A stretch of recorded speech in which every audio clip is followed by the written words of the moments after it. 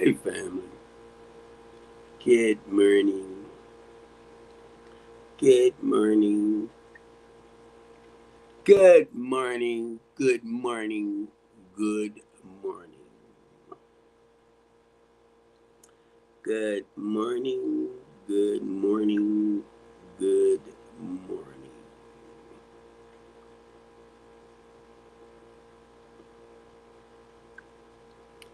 Good morning,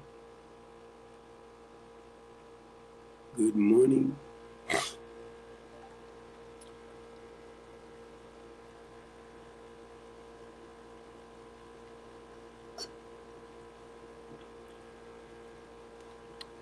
good morning. I had to turn my phone off before I end up.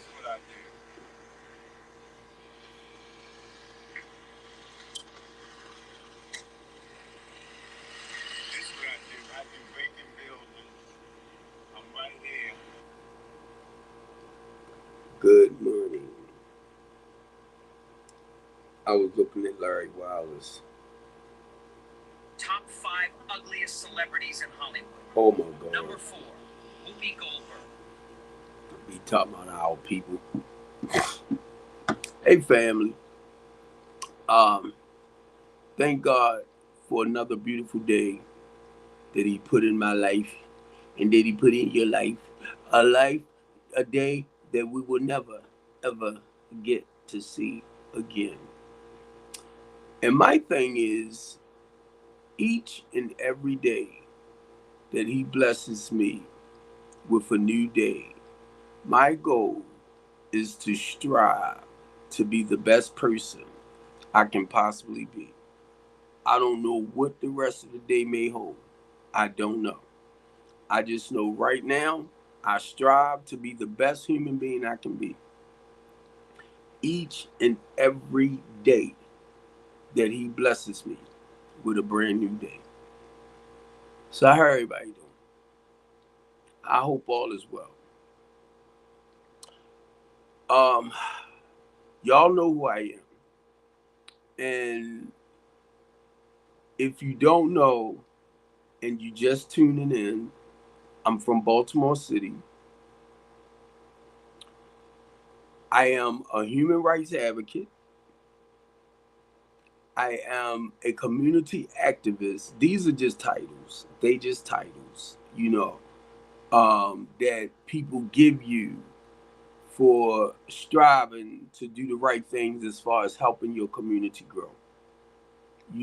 I come up against, I'm going to say our lawmakers, right? I was going to say politicians, but lawmakers. I come up against our lawmakers when it comes to excuse me, actually doing or providing the proper services or the help for the people, providing the help and the services for the people that need them the most. Now, I just thought about this in that process of saying that need like our politicians help the most, like your low to moderate income people. And I just thought about when Mackenzie Frost had interviewed me some years ago from Fox 45 News. What I realized, a lot of your inner city people don't vote. A lot of your inner city people don't vote.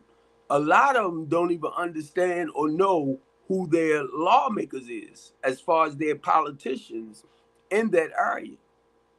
They don't know. It's some do, some don't.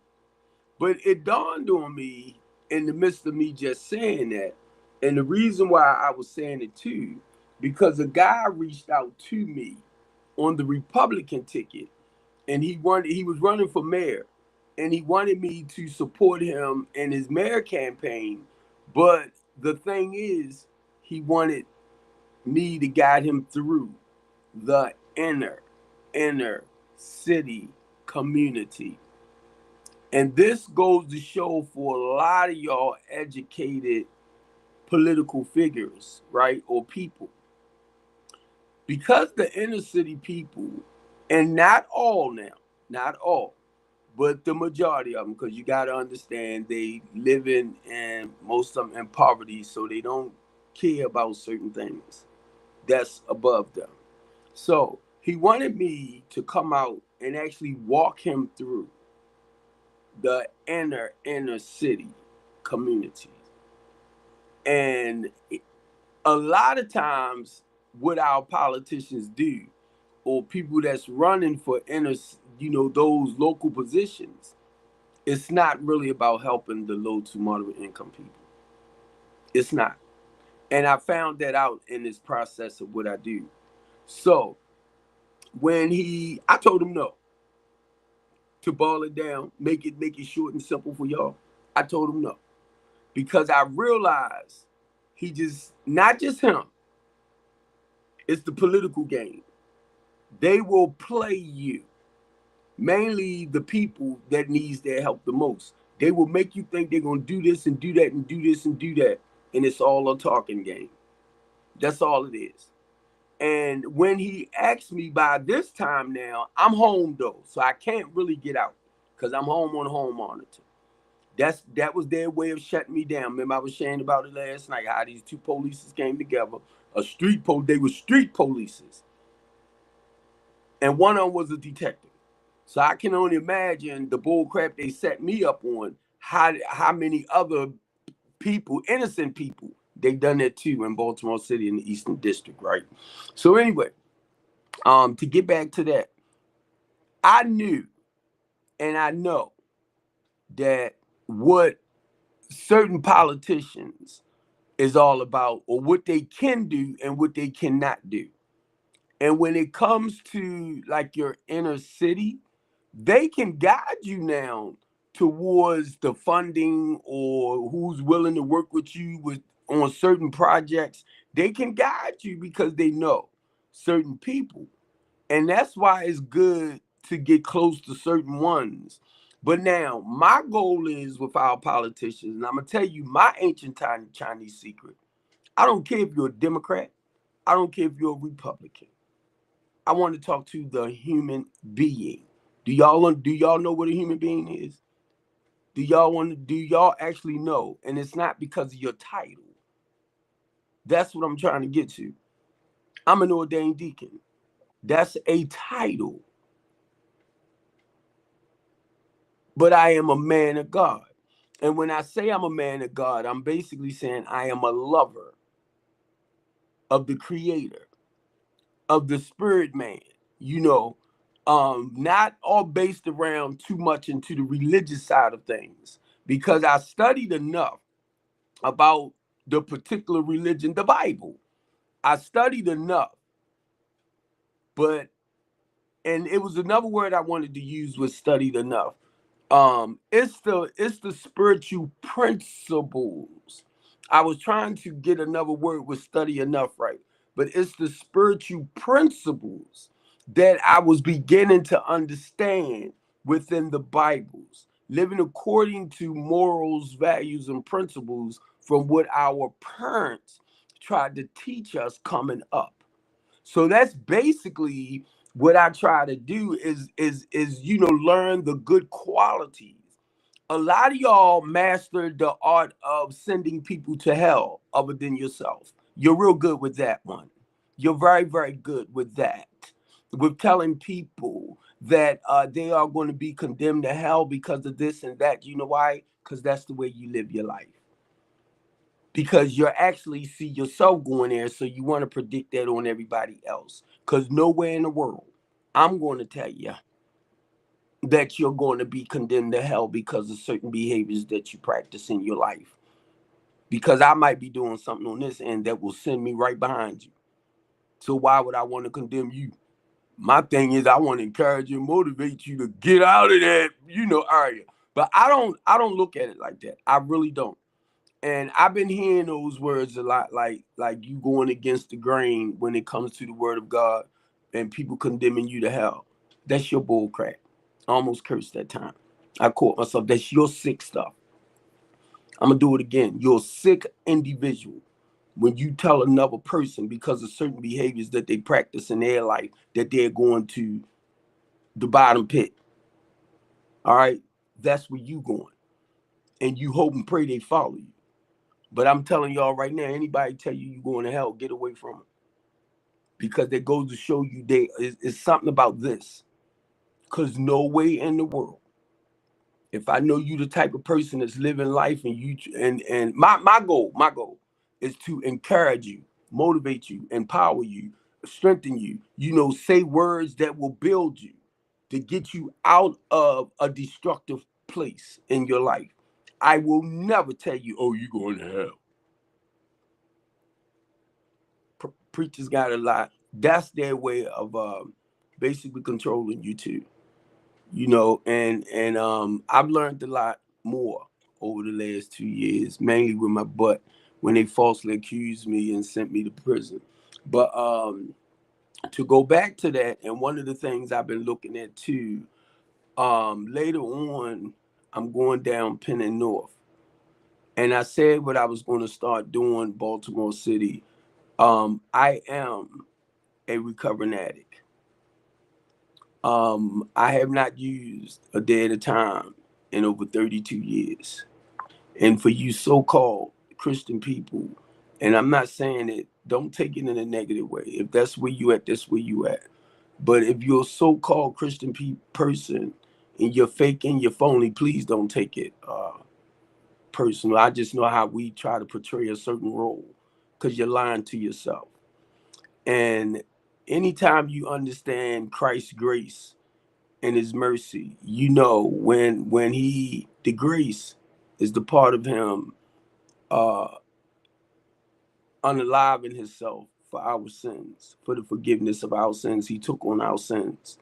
But you rather criticize a person to make them think because of the way they live in their life today that they're not a part of the heavenly body part, the heavenly body, right? I don't do that to people. Because when you truly understand grace and mercy, because we're walking in mercy, that means we didn't receive what we rightfully deserved. So a lot of y'all who feed people Bible and you tend to want to quote Bible, it's not a lot of times you will quote anything out of Bible that will encourage and motivate people. You will quote Bible to condemn. Basically, it's you condemning yourself.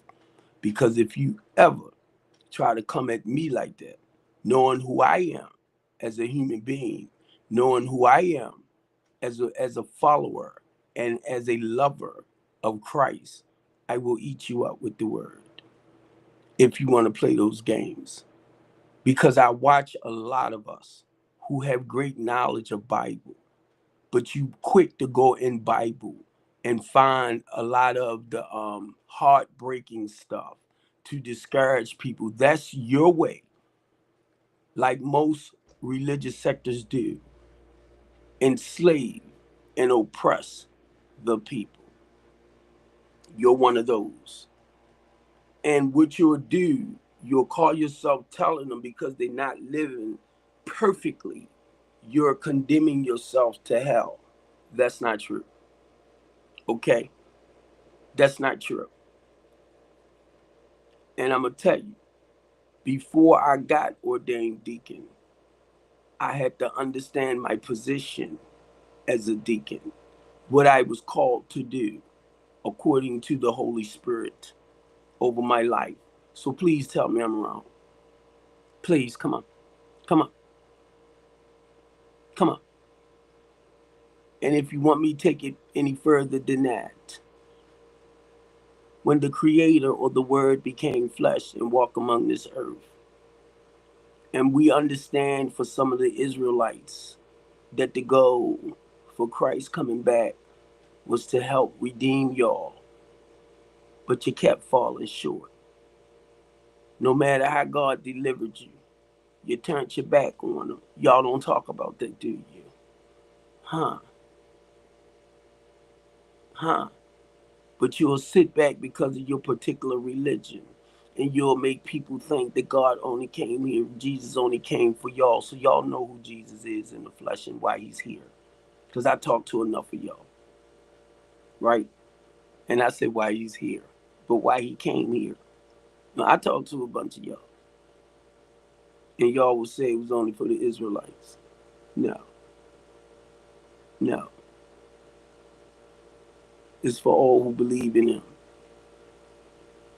And I remember talking to one of the Israelites, and I'm saying, so he didn't come for me too? I'm talking about the sinner to redeem me. No, he only came for us. I looked at him like he lost his freaking mind. Why would you tell another man that who understands? Now, mind you, my stuff is personal, and I guarantee you can't say it. I got very, very great knowledge about it. I understand how the word hovered through the universe. It was the spirit hovered through the universe. It was words that came out that spirit. Does your Old Testament tell you the same things, or does your Quran tell you the same thing, or whatever you read? So God is his word. How the spoken word became the written word. How the written word became the living, breathing word. That's Christ in the flesh.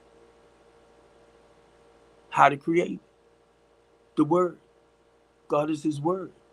The words that we speak. Whether you curse, whether you keep it clean. It's the word. And even if you curse, it's how you use it. It's the word. God is his word. You want to challenge that? Because I'll take you back. Even you reading from your own stuff. You're reading and you studying the word. And then ask yourself, you reading and you studying, but you're reading somebody else's information.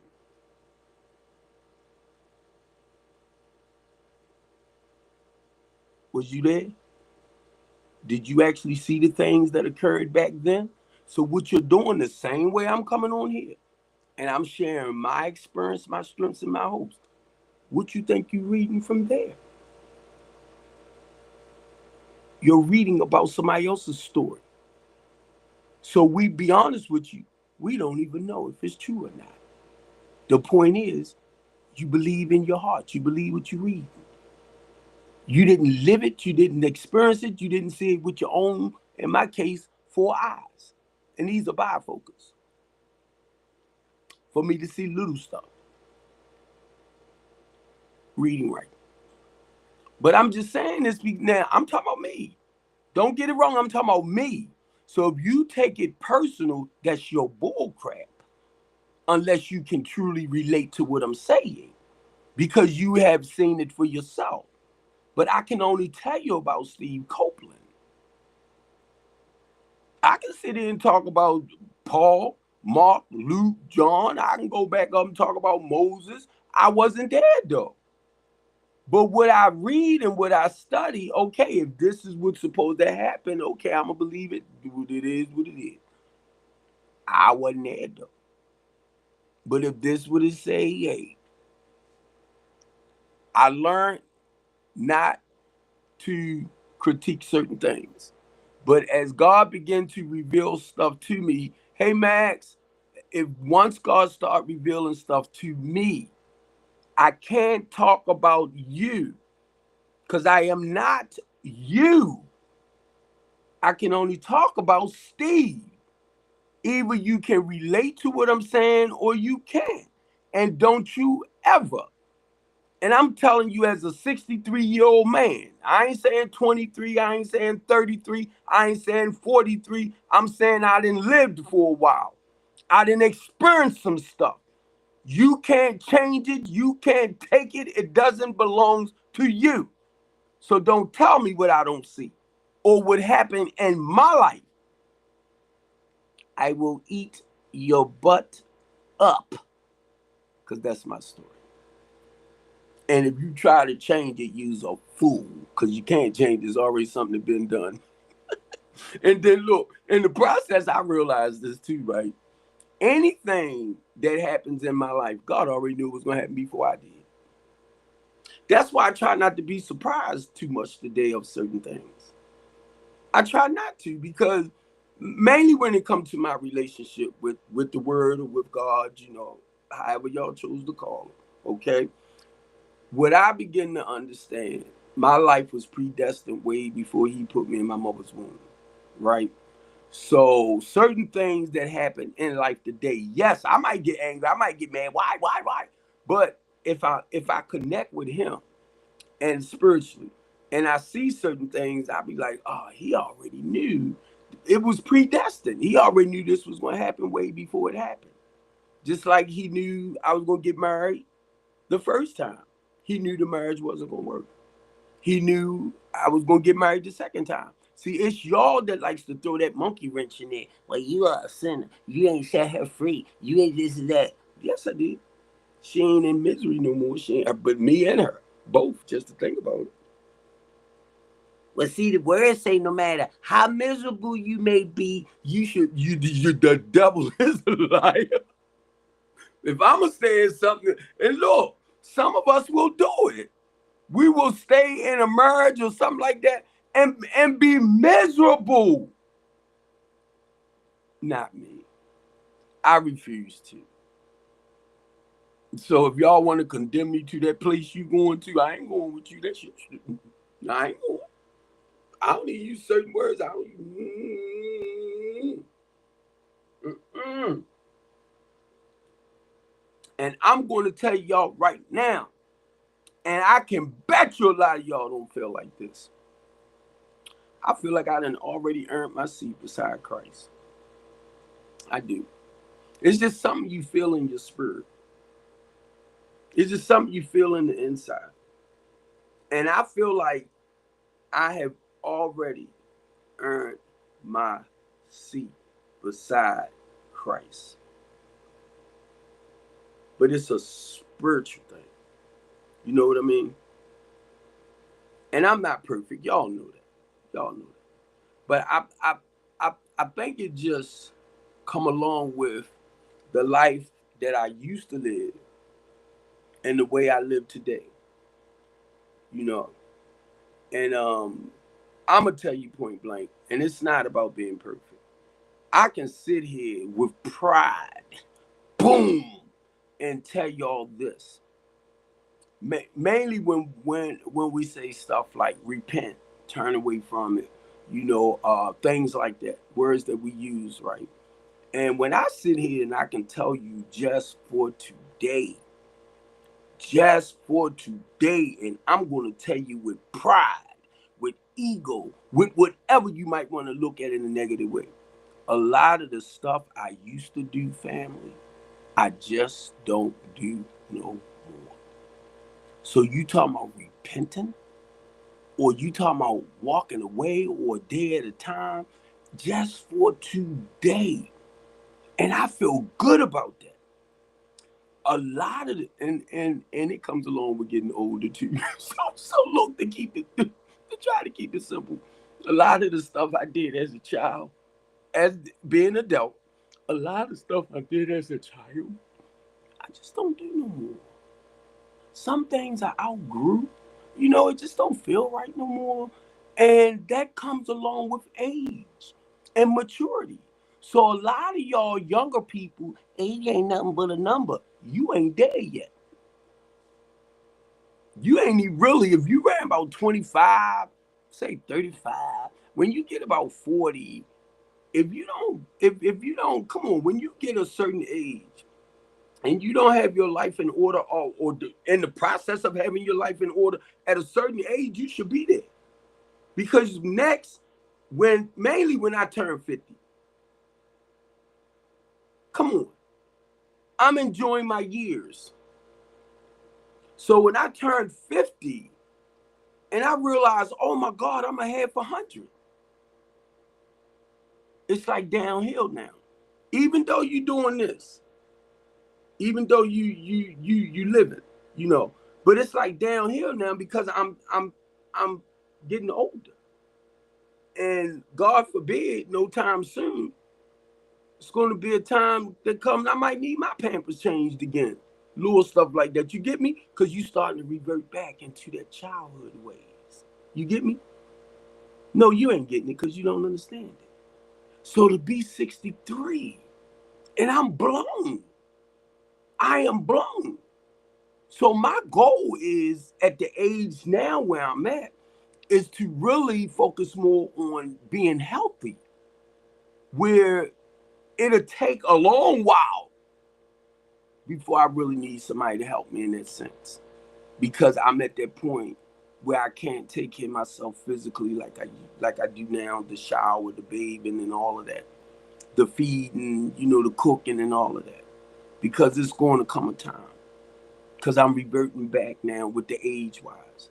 I just don't want it to come too fast.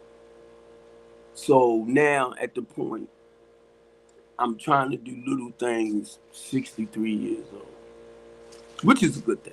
It ain't bad. Don't get it wrong. I done lost a lot of weight, probably about 200 or less, right? I just ordered me a blazer off of Temu, because his stuff is cheap, right?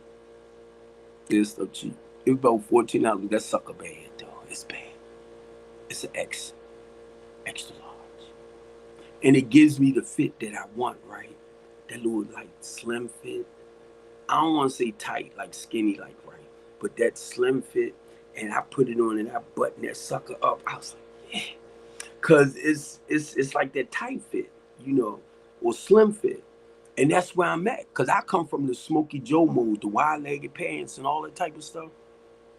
So as you mature, it's like my texture or my taste, or in clothes wise, and how I want to dress now. I don't want to dress too old, and I don't want to dress too young. You get me? Because I'm not young. I ain't going around with my pants hanging down and stuff like that, baggy clothes. Remember, I wore all that until I turned 40. It was like, man, you need to grow up. So anyway, so it's like, when you step in, and men, y'all might not pay attention, but when I look at most of our, say, conservative men or class act men, they're no different and they ain't no better than me. Because once again, I look at the human being. Your title don't faze me. I wear a lot of hats. I done made a lot of these too. So I wear a lot of these. And this right here ain't nothing but, guess what? I cut one of my shirts. I cut the sleeve out and I put it on my head and I sewed it up. Somebody asked me, where you get that from? I said, I made it. I made it. And sold it. Look at that. I told y'all, my mother taught me. My mother taught me how to sew. My mother taught me how to clean. My mom. Since I was 10. And I'm saying, I can't. I ain't got the eyes like I used to when I was younger. So I finally found the needle with the big opening. I was like, yes, because I'm old now. So I was able to just go ahead, play with stuff, y'all. You know what I mean? I ain't dead. I ain't unalive yet, TikTok. I ain't dead yet. So I sold it. Then I looked at it. This was sticking up a little bit more. So I had to angle it. I'm good. So I'm just letting the queens know, right? Right now I'm off the market. I might be back on the market a little bit later, right, on this day. So guess what? Y'all got a man that know how to sew. I went downstairs and I made me some pancakes. What? Temu sending me some clothes over, talking about deduct this, deduct that. Y'all hear me on here talking about y'all, don't y'all? Y'all want me to buy your stuff? I ain't got no money like that. And I'm gonna tell you, you can get addicted to Temu stuff. You gotta watch it. You gotta watch it. Because at one point, mind you, and I didn't come on to talk about this right here, but I'm talking. Excuse me, y'all. Look at this. And then, now mind you, I don't wear this outside. I don't wear it outside. I haven't because it slides up on my head. So, because I ain't got that little knot in the back to hold it. So, little by little, it just starts sliding up. So, I wear it either to take a picture or I wear it, to do my little live just for a little bit. And then I'll end up taking it off. But I just like the look. No, I am not a Muslim. I'm a Christian. I'm a Christian. I get called Unc all the time because mainly when I let this grow in the way I have it cut, I get called Unc or somebody might speak um, what Arabic to me, and I'll laugh. Right, I say I'm a Christian man. They be like, "Oh, so don't take it because you might see somebody in a beanie, and first thing you think they're a Muslim or something." Or you see me wearing a derby hat or something, right? And you think I'm an old man. Yeah, I am.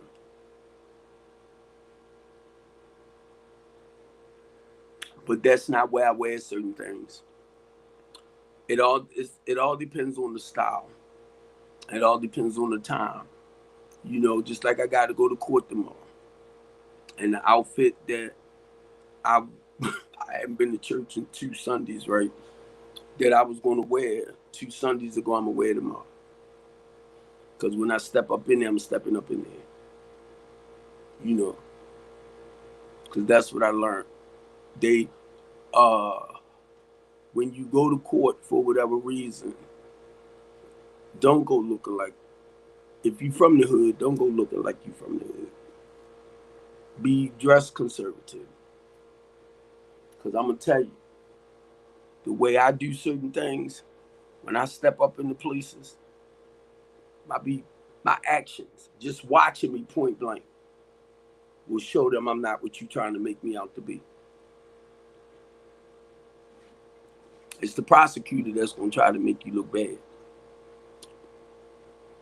And that's the one I want to sit back and say, hey, do you really know me?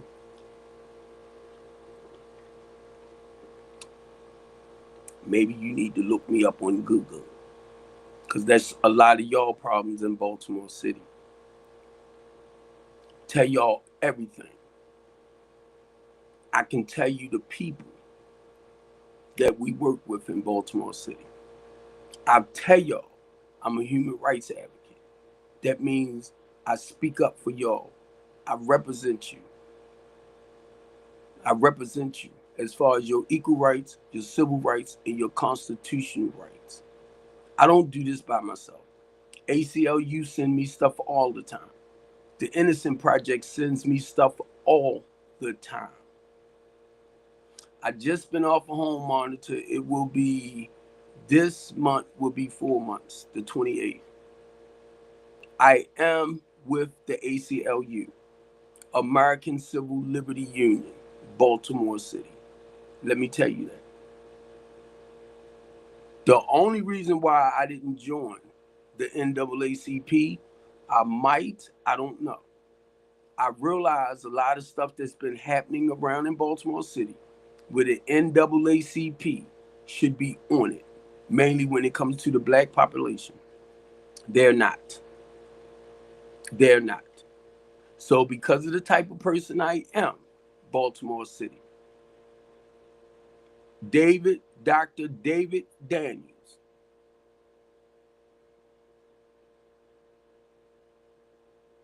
Dr. David Daniels. I think I've been knowing you a day at a time for about 24 years. That's how long. I got to look at my daughter's age, Dr. David, that I've been at the Church of the Redeemed. Crack did not cause me to lose weight, David. Okay? And I have to watch certain things, Dr. David Daniels, because I am on TikTok. I was weighing over 300 pounds, Dr. David Daniels,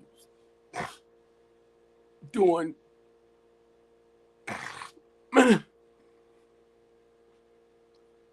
I done lost a lot of weight, Dr. David Daniels. Because I became a diabetic and I had to watch what I eat. And now, Dr. David Daniels, you already a muscle bound looking guy. So you can cut it out, old man.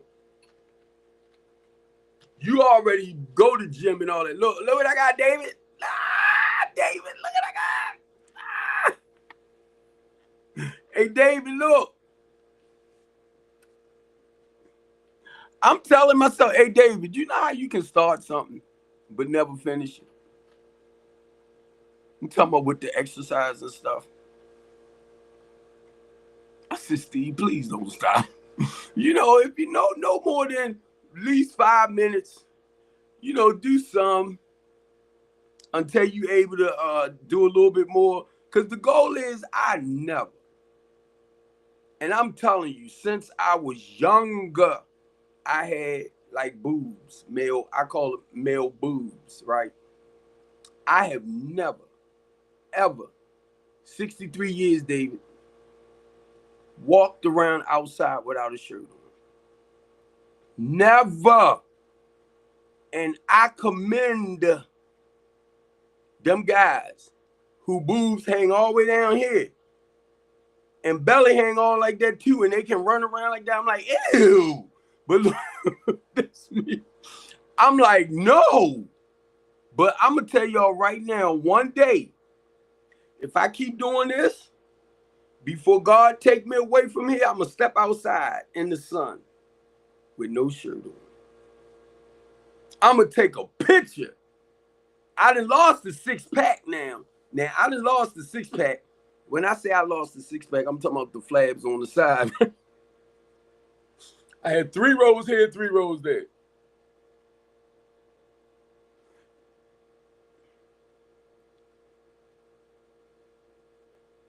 You know what, David? I'm going to pray for you. He just posted on here, you had Titty Steve. In my chest. In my chest. But guess what? Now, imagine when I was wearing size 56 suit jackets. They was much bigger. I was big. But now I can order XL. Well, extra large. I wear extra large because I don't want nothing real tight on me. I'm talking about shirt wise, stuff like that, right? But I'm glad I can order extra large shirts. I'm glad. Now, I lost a lot of weight, David, some years and years ago, where I'm back down now, right? I've lost a lot of weight where I was able to wear extra large shirts. I mean, large shirts, I'm sorry. Large shirts.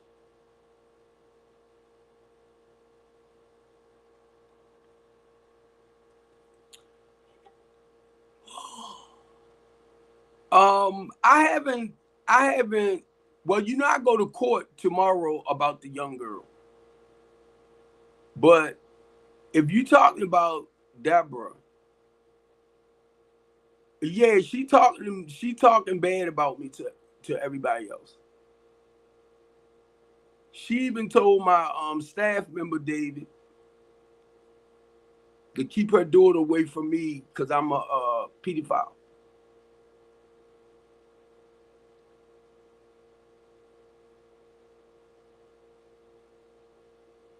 She told Tashawn that. And I wanted to text her so bad. I said, you know what? I ain't gonna touch it. I ain't gonna touch it. And Christina Flowers was telling me the other day, right? Said, Steve, because Christina Flowers went down there to help the clients, David. And that's all Christina Flowers said, Steve, that's all she do is talk about you, talk about you, talk about you. I said, Christina, I don't even know this woman. Not in that sense, y'all.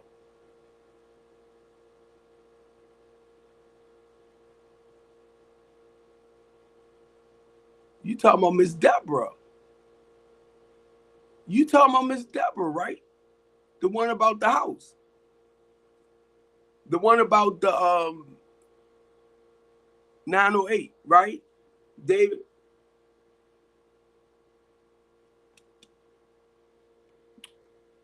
But you know what? Let me just say this, David.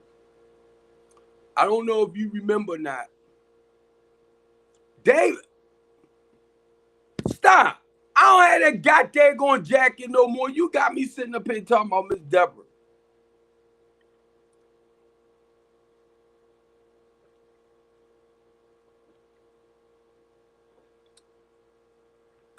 Man, that jacket.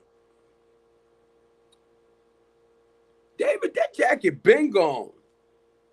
That blazer been gone. That blazer been gone now, probably well over 10. You crazy. No, but look, I was thinking you talking about what's the name? But I don't know why. Now, and I'm gonna go back right here, David. Keep in mind, people, I house women and children. I house mainly women and children. And stop playing, David. He said you the player of all players. Not no more, David. I've been delivered. David, I've been delivered. I am a retired sugar daddy. I am a retired whoremonger. That's why I be tripping out on some of these guys that talk about slinging winging, and that makes them a man. You're trying to brag on your wing. I did all it too. That's why when I hear guys talk a certain way, I can just about tell you what age you is. I can't. Because I remember mainly, Boca, between my 30s and my 40s, even when I was younger, but you talking about something that got worse. So smugs, because I have to use that word for TikTok purpose too when I talk, David, because I'm streaming from TikTok and I'm streaming from my live stream. Um, that was like Smacks was like Tiger Woods. Anytime you have a man, and it could be some women there too, but you have a man that get caught. I hate when I have to watch my words. When you are addicted to smacks, right? It was like the smugs to me. One was too many and 1,000 was never enough. So when I hear men try to brag and boast in that area of their manhood, I really hear that little boy that's looking for attention, that's looking for love and affection. You play with somebody else with that, okay? And the reason why I'm saying that, keep in mind, didn't I say, one, right now, I have a little over 32 years, Clay. So I'm used to sponsoring men and women, and I'm used to taking you deep inside to find out, because of the behaviors you might be practicing in the here and now. So when that thing came out about Bill Cosby, now mind you, I'm 63, and how he would, give the women something to do whatever with him. That was normal back in the days. That was normal. And the whole goal and the reason why we would give you stuff, and y'all know Bill Cosby is a lot older than me, was to ease the attention for what we was going for. And we would give you certain things or offer you certain things because we know, there ain't no might. We know that you really didn't want to do it. Be with us, right? Your intentions might have came just for job wise or whatever profession he had to offer, but he wanted more. And I'm not talking about him as I am saying him. I'm looking at me and saying it because The goal was, or at the time, was to go in that place. But you might not didn't want to go there. So we would do certain things or offer you certain things to ease it, to make it easy for us to slip there. So that's why when that thing came out with Bill Cosby, that wasn't nothing new. That wasn't nothing new. From the way I grew up and the way some men presented themselves. That's what we did. I'm getting ready to say something, right?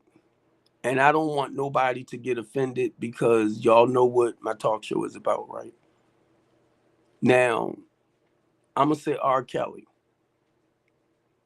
And R. Kelly chasing after a lot of them under 18. I knew something happened to R. Kelly for him to chase behind younger, females in that sense. I knew. Now, keep in mind, the reason why I'm saying this because I sponsor, and when you have men's group, we go deep. We go deep. And you have a lot of men that might have been abused too, as babies or children, younger. And they tend to practice those behaviors into adulthood. And if you want to take it a little further, Diddy too. It is a very sick behavior. Don't get it wrong. But a lot of people tend to practice back or say hurt people hurt people. So people that's been hurt in certain, say in Smecks ways, been raped and all that type of stuff, they will start practicing if they don't do the necessary things and getting the help. They will start practicing those behaviors again. And a lot of people now, yeah, they sick, they this, they that, which is so true, and it's sick and all that. Now, somebody like me who have dealt with people like that, and I don't want to make it seem like it's normal. I don't want to make it seem like that. But those are the ones that never really seek the professional help, even though that desire might be there to do it. Because before you start practicing certain behaviors that you know can have dire consequences, right? You thinking about it. You thinking about it. Then you thinking about ways and means to do it, but make it normal. You get me? Now, the thing with Diddy too, if he comes home, will he practice certain behaviors again? So 9 times out of 10, if he comes home, they're going to send him to treatment. That's what I would do. And that's what you would have to do with people like that. They have to be monitored, because if not, left alone, if you don't, because I used to have to tell myself this right here, because Smecks, and y'all know what that means over here, sex over here. But look, if you don't get it up, this is what I used to have to tell myself. If you don't get it up, you can't put it in them. See how crazy it sounds? But if you don't get it up, you can't get it in them. Because I had no problem. One.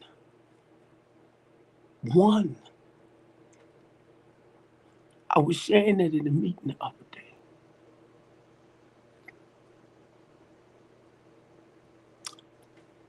I always chased after them over 18. I'm older now, so don't get it mixed up. I'm not practicing it now.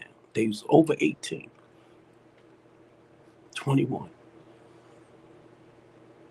When I prayed a long time ago, and it wasn't to God, David, I was hurt. I was hurting. And I prayed for 10 females. That's how I wanted to sedate my feelings. And I got to about 8. I think the oldest one out of that was about 38. That was back then.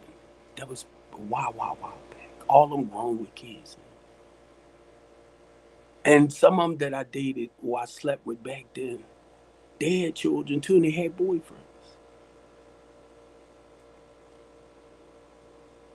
I got to about 8.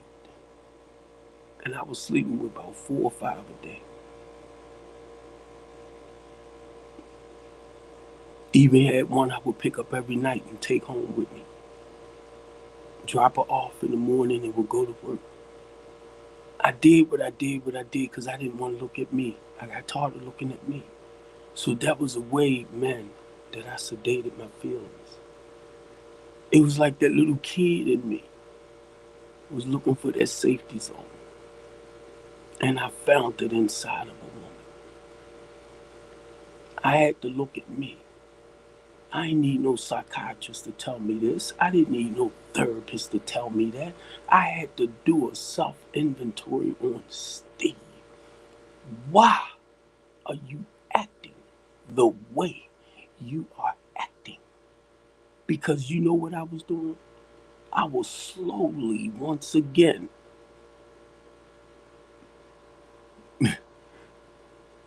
Huggy Bear.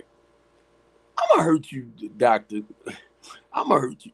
In a sense. I'm telling you. But now, mind you, anytime, and he said Huggy Bear off of Starsky and Hutch. Anytime you got men practicing certain behaviors, it's that hurt boy inside. If you let them talk to you, if you ever talk with somebody that's into that type of lifestyle, because look, I used to hear about a certain one of my brother's father, a whoremonger. That ain't nothing but a male prostitute. So a lot of y'all that's sitting here sleeping there, you ain't nothing but a male prostitute. You horn yourself. Take pride in it. Because you think that's what it is. But you ain't doing nothing but selling yourself. And I'm saying to you as a man, because I had to look at me. You're selling yourself short. You're selling yourself. So you can brag on your wing and how many you sleeping around with. But what you're doing, you're prostituting yourself. Men. And I had to realize that, David. I ain't had no problem telling people I was a sugar daddy. Because if I liked her, and whatever it cost to get it, and that's all I wanted, was it. Whatever it cost, taking her shopping, getting her hair done, getting her feet done, getting the nails done, taking her to nice little restaurants just to get the bang bang. I did it. And guess what? I could sit there and say I did it with class. A hoe is a hoe is a hoe. And I'm talking to the men. So you can brag on that all you want. I don't want to spoil your appetite, right? But look, seriously, I had to look at me. And sometimes when I travel back down memory lane, sometimes it pulls the pain back up of being caught up and getting to this hopeless and this helpless state of mind. And it got to the point where I had to stop. Real simple. I had to stop. And that's part of that first step that we talk about. I had to stop. I had to realize, David, I had lost all control in that area. And that's what I was sharing with them at the meeting the other day, right? When you admit your powerlessness, because this have taken control, complete control over my life. But now I have to realize it in order for me to actually stop. But it's a process. Once you stop, then you have to turn and start walking in the opposite direction. So anything that I'm obsessive and compulsive with, that's being stuck in that addiction. Once I surrender Now I had to start the process of recovery. So when I was sharing that in the meeting the other day, David, I was talking about guys knew back in the days when I would come into the meeting and I would talk about being stuck. I would talk about being stuck with one female, like I'm ripping and I'm running and I'm chasing and I'm this and that. I'm talking about one female. I said they would crowd them to the front row because 9 times out of 10, I'm talking about 5.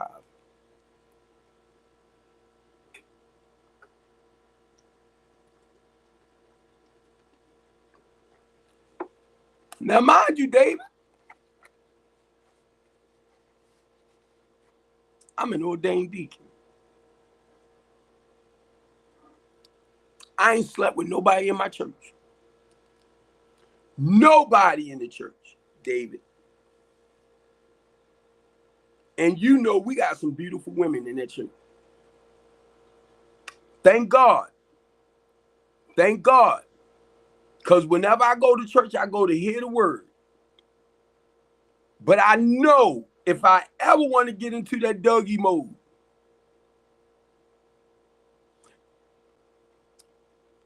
you know I seen David, we around there the same age. You know I seen them movies. I'm going to get you, sucker.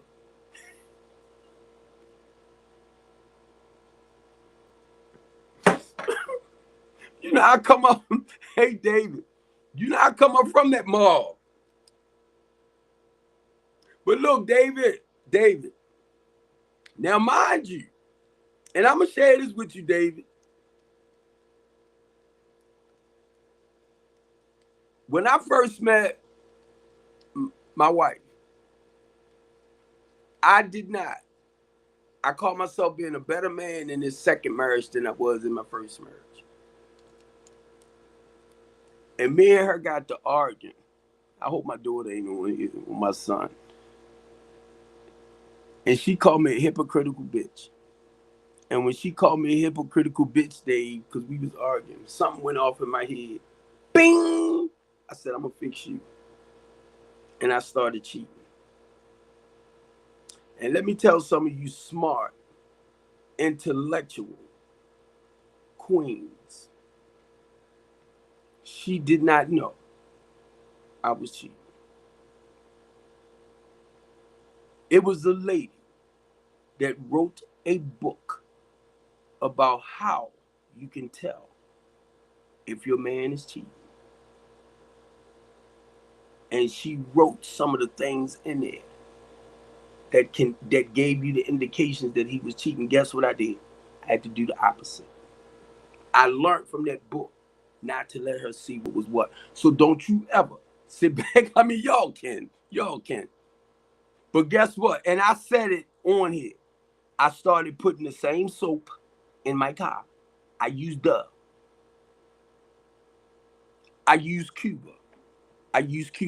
So when I left my house, I had my whole kitty pack in my car.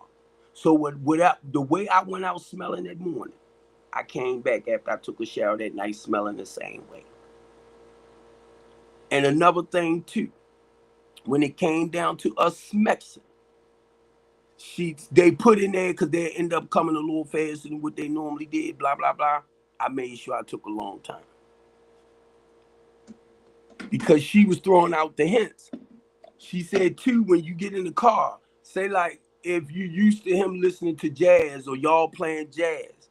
Now, because I messed with them a lot younger at the time, right? They did change the station. So I made sure the station was back on what it was. And another thing too, for a lot of you guys, I'm getting ready to tell. Make sure you check under your chairs and stuff that she didn't leave anything behind, like her panties or her bra, little stuff that you wouldn't pay attention to, or lipstick or something that don't belong to your wife. Get rid of it. Cause I read her stuff, and she said this is how you can tell whether your man doing this or doing that.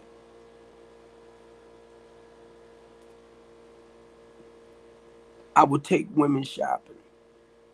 buy them lingerie and stuff. They had boyfriends. I would always tell them, look, I knew certain things they couldn't take in the house with them. Now, I'm not going to go so far because I don't want to throw hints to the men. It was other David. It was other married men that told me what areas to take some of the women in. David, I'm from Baltimore City. College Park was one of the areas I would take them to. Greenbelt, Maryland was another area I would take them to. Hydesville, because the thing is, you don't want to run into nobody that you know, or there was a good chance. I don't know if the mall's still there, David, but Rich shoots. Um, ah, ugh. I'm trying to think of that mall, not White Marsh, but it's a mall hidden towards DC that we used to go to a lot too. It's probably closed down now. I remember one time I was out there on a date and I ran across somebody that knew my wife and I had to go further out. I learned this from a lot of married men. What areas to take them in. And they was real prideful telling me this stuff too. So, and I'm only saying this for a lot of us. I'm not saying it was right. Okay? Don't get it wrong. I'm not saying it was right. But I understand this too, ladies. I am the one that told my wife I was cheating on her. She didn't know. But I told her because we was arguing. And I told her, I said, yes, I've been cheating on you. That's because you run off at your mouth too much. See, a lot of y'all might feel like you can sit back and you can down a person, you can talk to him, you can treat him any type of way you want. I'm talking about male-wise. But then you wonder why he go out there and he try to find somebody to comfort him because of your mouth. And it can be vice versa, okay? But what I learned from that marriage, right? I will never be in another relationship or marriage again. I'm not an abusive man. I do not beat and bang on women. I do not beat and bang on women. I will push your butt away from me. Because 9 times out of 10, if we arguing and you too close, you're going to swing on me. I do not beat and bang on women. And to show you a good example of that, my ex spit in my face. Twice. The first time she did it, I wanted to whoop that mother freaking tail. It took every fiber in my body not to swing on her. And one day we got to arguing again, and I heard it coming up, and I went to run, and it was like I was moving in slow motion, and something went, and she hit me again. And this Christian lady told me this.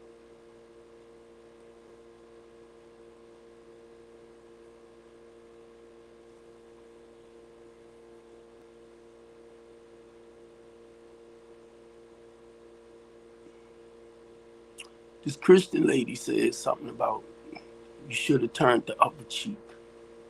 And then she spit.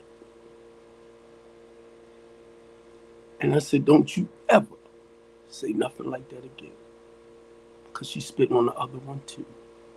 That's why y'all need to shut the fuck up sometimes. You shut the fuck up. And I felt this shit sliding down my fucking face. And it hit me. I said, she love you, Steve. She's just not in love with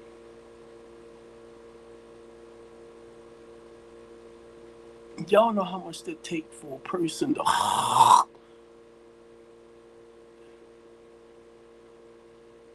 and sometimes you just don't know what to say out your mouth. And I, I wanted to melt. It's just like I wanted to go. That was the nastiest shit. And I'm only saying this because when certain things don't happen to you, y'all can come up with the most amazing words. Oh, just leave it alone. Just walk away. This is how I feel with some of y'all when you do that. Shut the fuck up. Shut up. Sometimes just listen. Because people just want to get it out.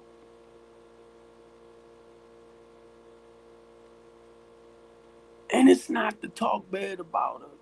It's just, look, when you dealing with people with certain issues, you get me? And they don't get the proper help for it, the hell you go through. That's why I say for me, I will never be in another relationship again. When you feel like you need to overtalk me and talk down to me, bye.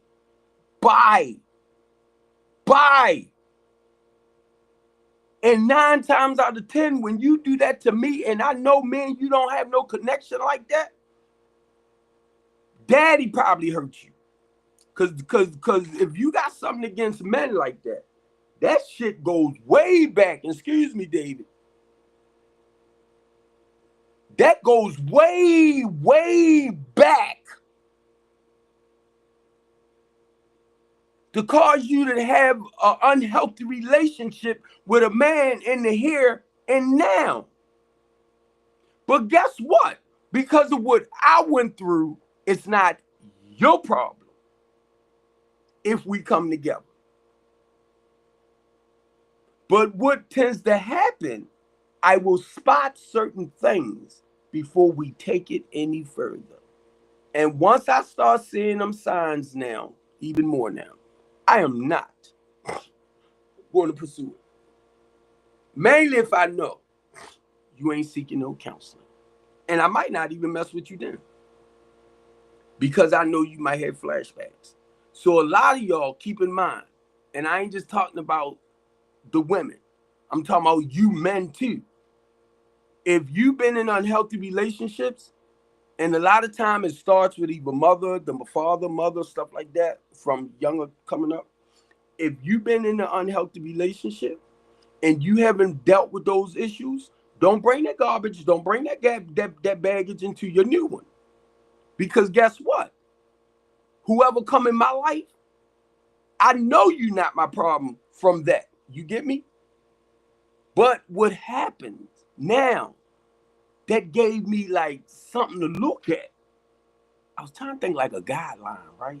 It's not a guideline, but it gives me, it shows me some flags now what to watch out for.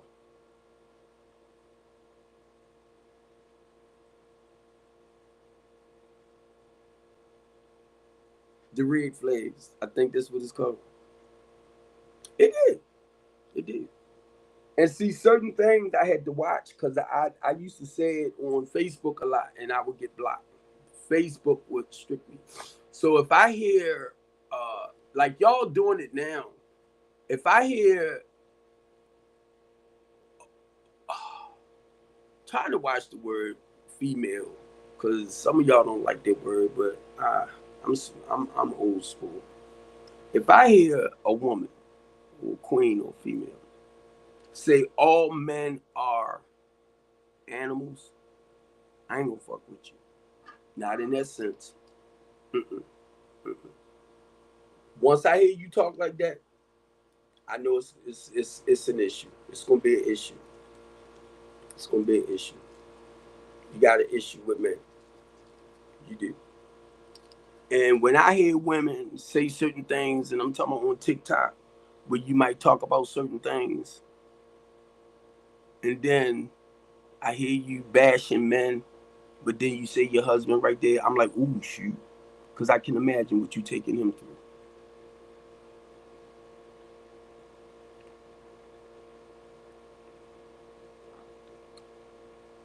Or do you want me to say, I know what you taking him through? You right there next to your husband, and you bashing, man. You throwing in the windows at him. Come on, tell me I'm lying. That's what you doing. Your husband right there, and you on a talk show or you on a live, but you bashing men. No, you talking about him. And if he don't catch that sucker, cause I be listening to you for what I know today. I be listening to you in there packing my stuff up. Oh, she on TikTok. I can go ahead and pack my shit and leave.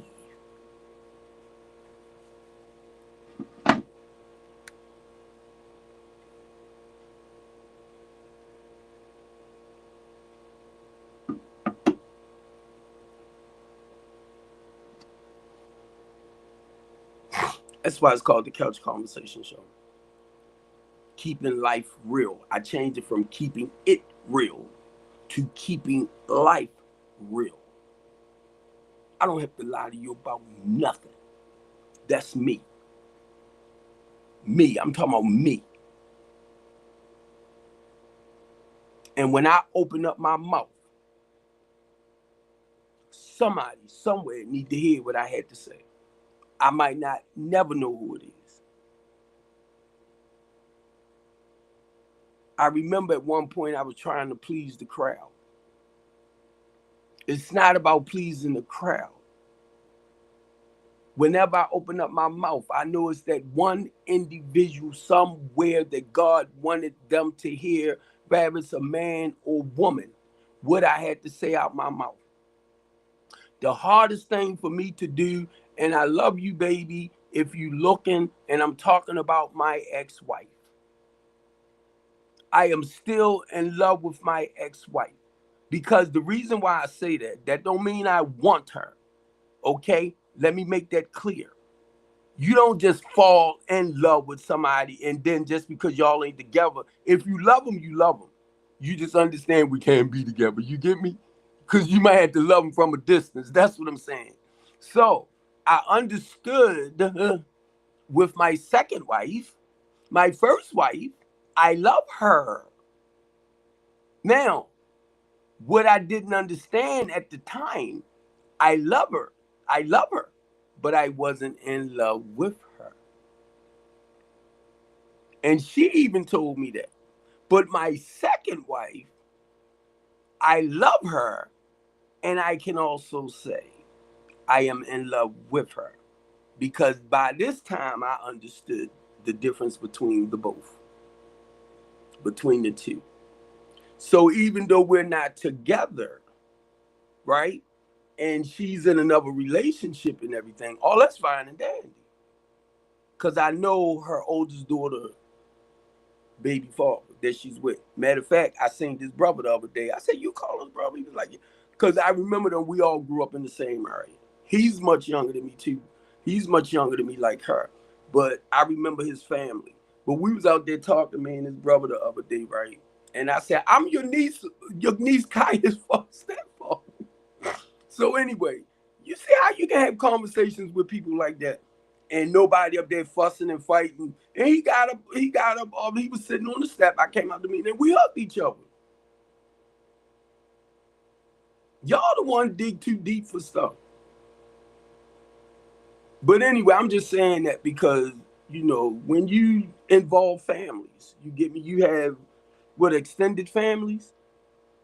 We don't have to hate each other, y'all. If somebody had children before you came in, respect that. Or if you don't like it, don't badmouth it. Let me put it. You might not like the baby mom, whatever, or the baby dad, whatever. You know what I mean? But you ain't gotta let it tear stuff apart. We ain't gotta do that. And I don't know. No, I've always been like that because of my mother. I just thought about that. Because somebody else, me and Niecy's sister was talking, and her mother, a lot of our mothers growing up back in the days, neighbor, that's when the village was there. You get me? So as people getting older now, it's like the village done disappeared. But it has. In some areas, they do support each other.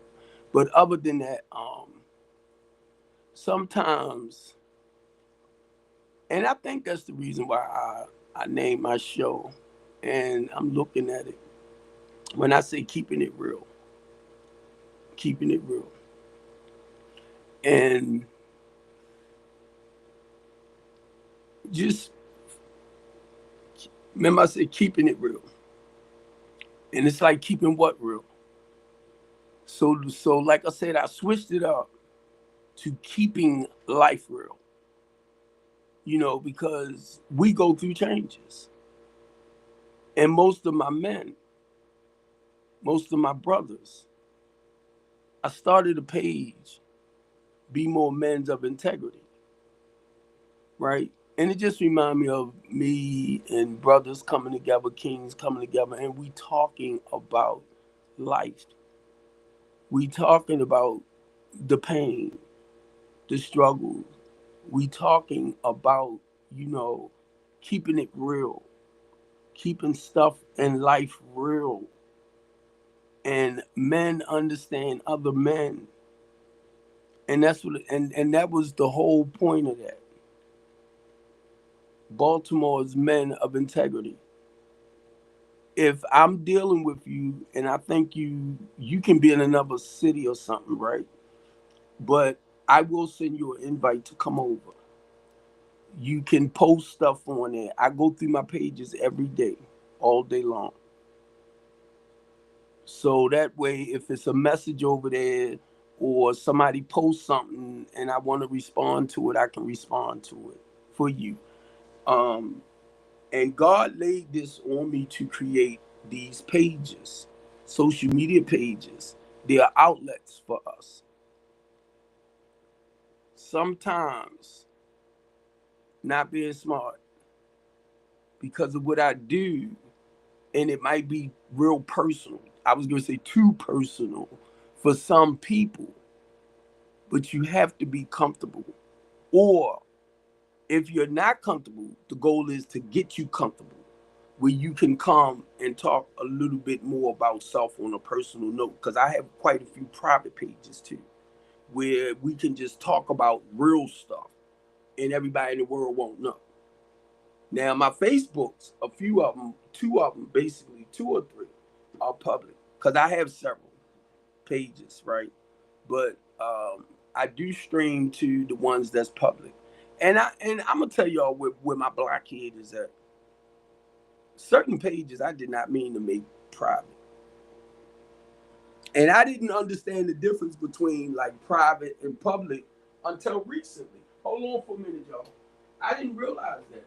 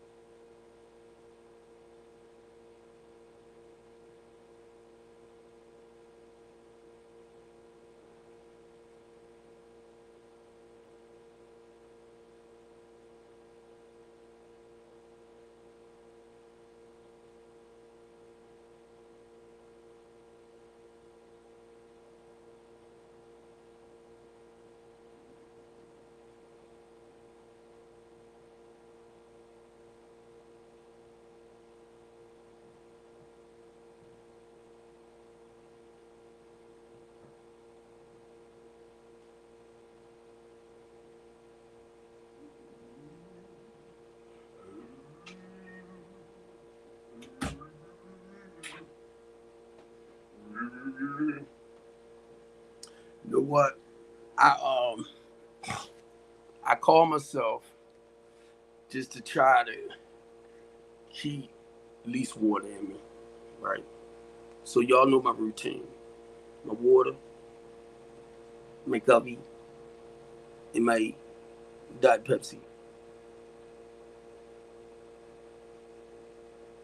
My bigger thing of water,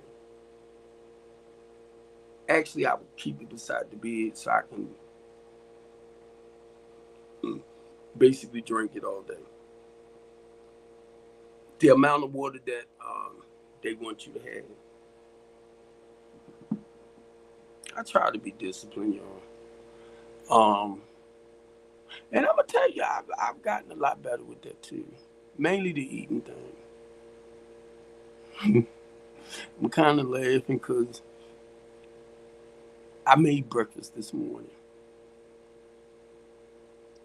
I don't normally eat breakfast. I don't normally eat lunch. I will eat a little bit later. But now I've been buying the little pancakes, the little small ones that's already, you just throw in the microwave, right?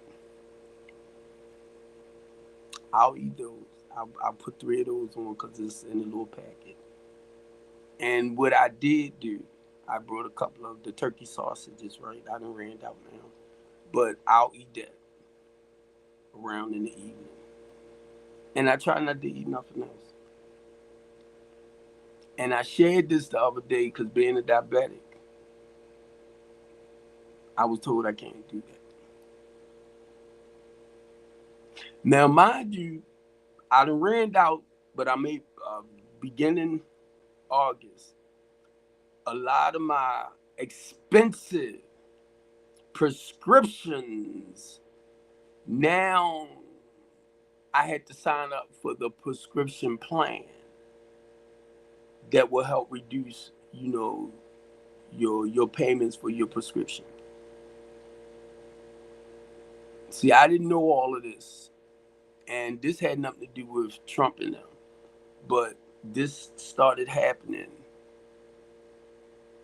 It's like a copay you have to pay, right?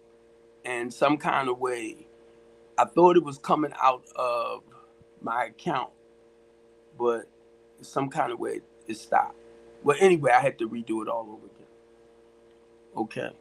So I'm just sitting back in the process of saying that when you have people, and I'm looking at mainly older people who on these prescription drugs and they have a copay, and if they get an SSI or something like that along the line, and they stop doing their copay, taking it out their accounts, they won't know what to do from there. And out of everything I do,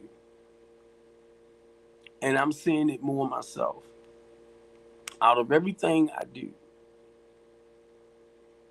when people get their SNAP cut off, their food stamps cut off, unless you have children, you might not apply for it again.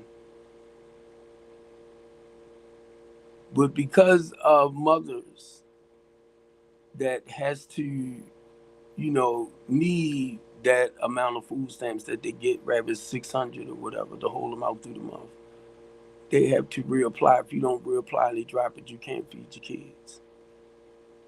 And do y'all realize that's the hopes of the politicians? Because some people don't want to do the work to straighten things out. I gotta get up and go up social service. I gotta do this. I gotta do that. And some do. They keep up with it. But look at the ones that's lag behind. So, with my position of what I do with the homeless and the less fortunate people, that's why it's so important to get DSS workers under your belt as well, because some of them know, like, which department that will distribute the money out to help them towards their rent, help them towards BGE, you know, whatever programs they need in that sense. So when social workers reach out to me, normally they email me or they will message me and tell me that they work for the, you know, for the department. Housing almost slipped out, but not the housing, but for social service. And you have some that knows where the money at to help people. You have those who knows, like they might just do the medical part or they might just do the ID part, stuff like that. That's their profession with them. And they will reach out to me and ask to be part of, or if I need their assistance. And I'm like, yes, I need you. You know, I might get somebody from Social Security, you know, and these are people that really wants to help those that slips through the crack, that's slipping through the crack. Because keep in mind, family, most of the ones I work with are the ones that might go to some of these regular transitional housing programs, and some of them are full, or they might have been in it, but and they supposed to have been providing certain services for them, and that's the wraparound services for them, and they're not. And it's not to knock them or anything like that, but I'm gonna tell you what I found out too. A lot of them that get that government funding, and see, I don't like to say this because I'm talking against some of the people that does what I do. They talk a good game, but they're not actually providing the game. You get it? Then you take somebody like me, who's actually providing wraparound services because I do transitional housing, and that's why I try to make it clear with everybody. I do transitional housing. So anybody that's a professional, whether you're a psychiatrist and you get paid by Medicaid, you know, medical assistance to for your services, I can bring you on with my business. If you're a PRP and you build medical assistance, that's how you get paid for your services. I can bring you on. If you're LPN, I can bring you on for the areas that I need you. As long as I'm not paying you. That's the blessing when you're doing transitional. So you reach for the outside resources that the government actually pays your clients fees. You get me? So that's why when you run off at your mouth and I say I work with the homeless people, my stuff provide wrap around services where they no longer have to be in that type of condition that they are in living wise.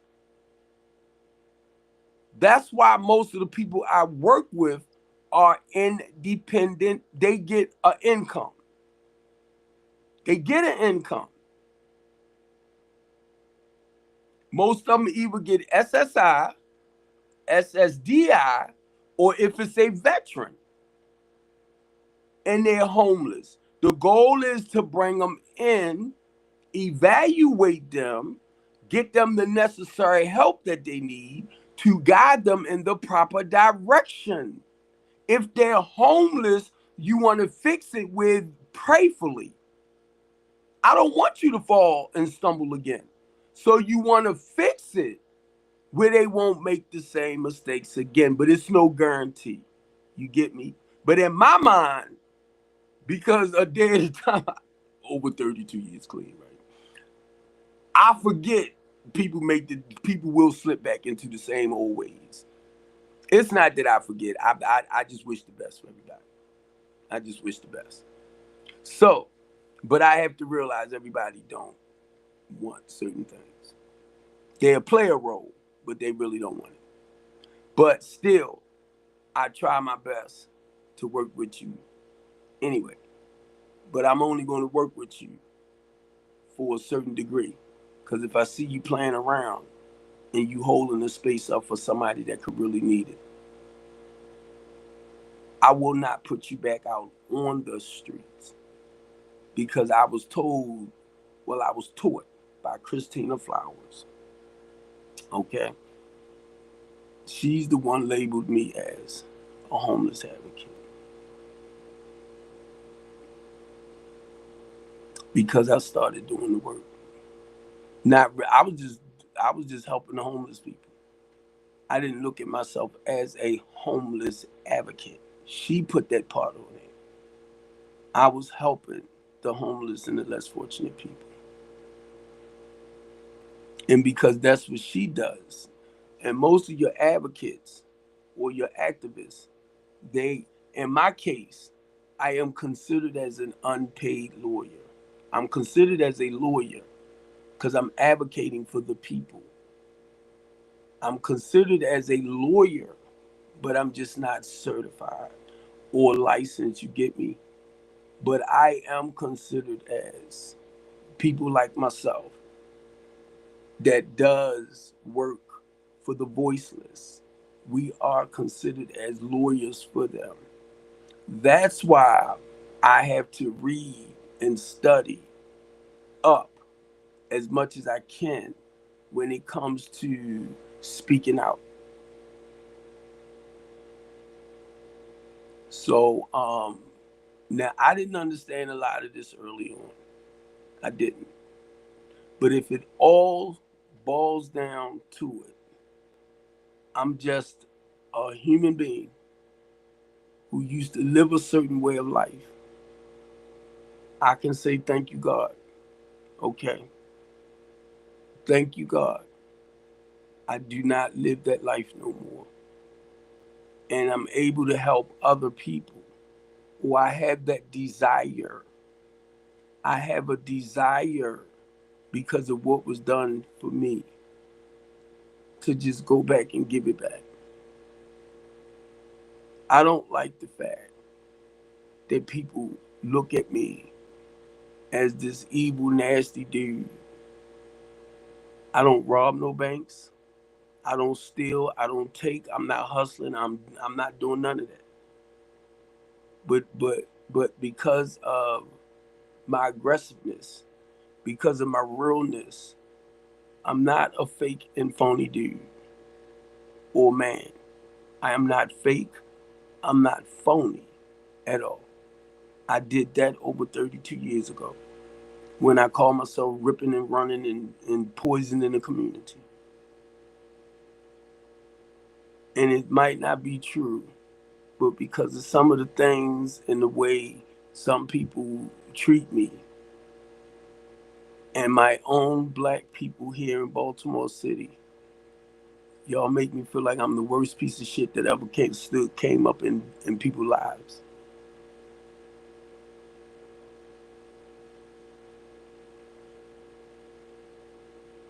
And I can tell you for a fact, a lot of y'all do not put your life on the line like I do, because I'm in it. You pop up from time to time and want to take the glory. You know what I was sitting over here reading about? The Sebastian. A lot of y'all that work in these recovery programs. The Sebastian is another form of drugs. Y'all supposed to monitor them. It was talking about the withdrawals of Sebastian. But y'all want to sit back, and I know you're looking. When I say I deal with total abstinence, we know how to deal with people without giving them something to sedate their feelings.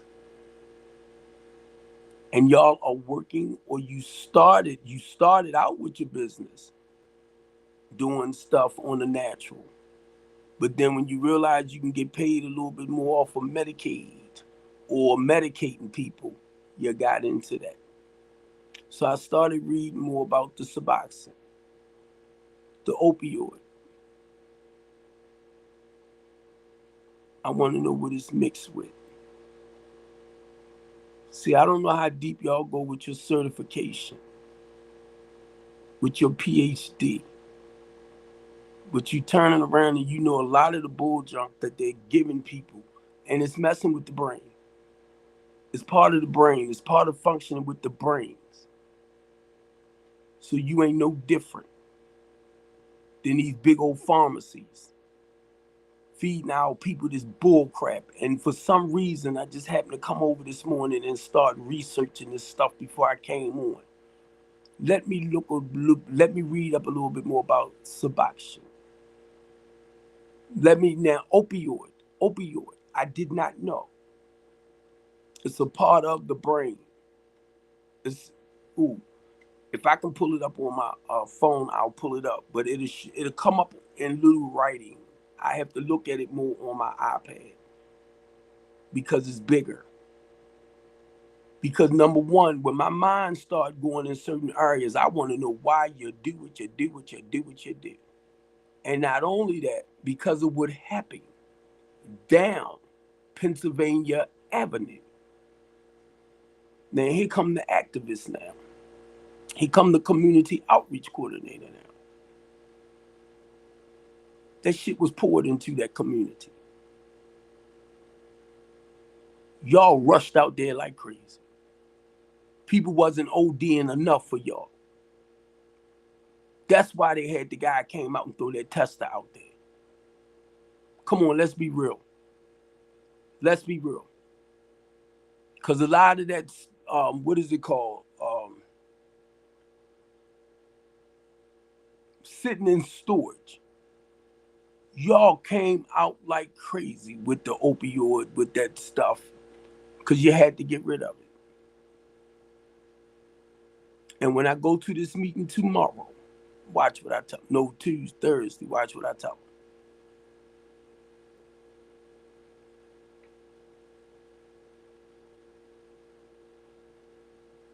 When you understand the game of politics and how they do certain things, talking about towards the people that need their help the most.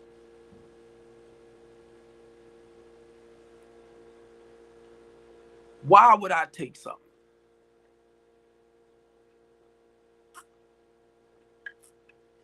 As a recovering addict, why would I take anything when you can go through regular withdrawals to go through what you got to go through to leave it completely alone? But I'm going to give you something that's supposed to help you in the process of going through withdrawals, but not make it as strong. But it's touching this.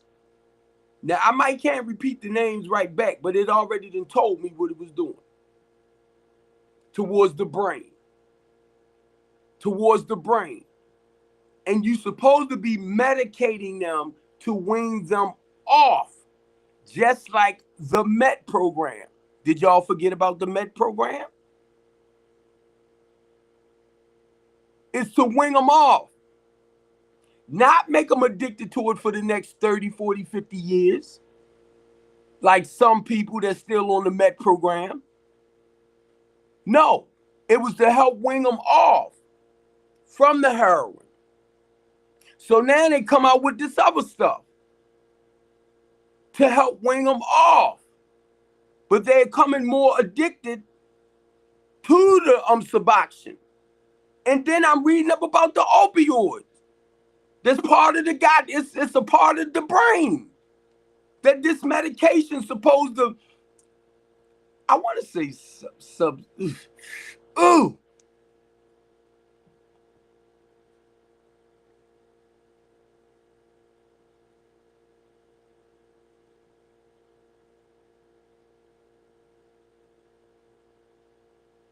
I'm just looking at the stuff y'all doing with the people. Suboxone for opioid addiction treatment. All right. I see what you're doing, peoples. So what can we do to combat it? I see what you're doing with these drug treatment programs.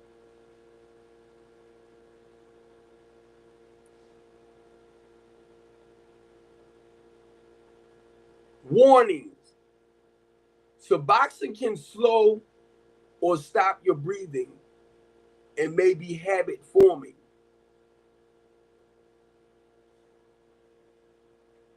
I ain't even gonna get to the part of stop your breathing, but Suboxone can become addicted, habit forming when they're already addicted to the smugs. But you got something that you're gonna make them more addicted to. I'm telling you, God is amazing. Because before I got on this, I started pulling this stuff out. Misuse of this medication can cause addiction, overdose, death, especially, and it talks about, you got to keep it away from children and stuff like that, right? It say the medication, wait a minute, an other person using the medication without a prescription. So it starts out being a prescribed smug. It's now running rapid on the streets. Treatment facilities. And y'all supposed to be helping them. And a lot of y'all went and got your addiction counseling license and all of that. And you all about recovery, but you making people more sicker than what they really are.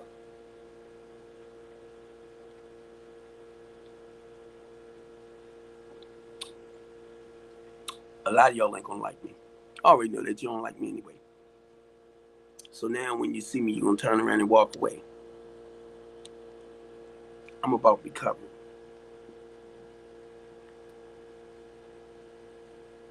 I watch my brother go through the Met program. I watch a lot of people, even though they were strung out on the smugs, right? But I watch them get into the Met program where they look beautiful. You gave them a couple of years later, it's like, what the freak didn't happen? Rotten teeth and all that.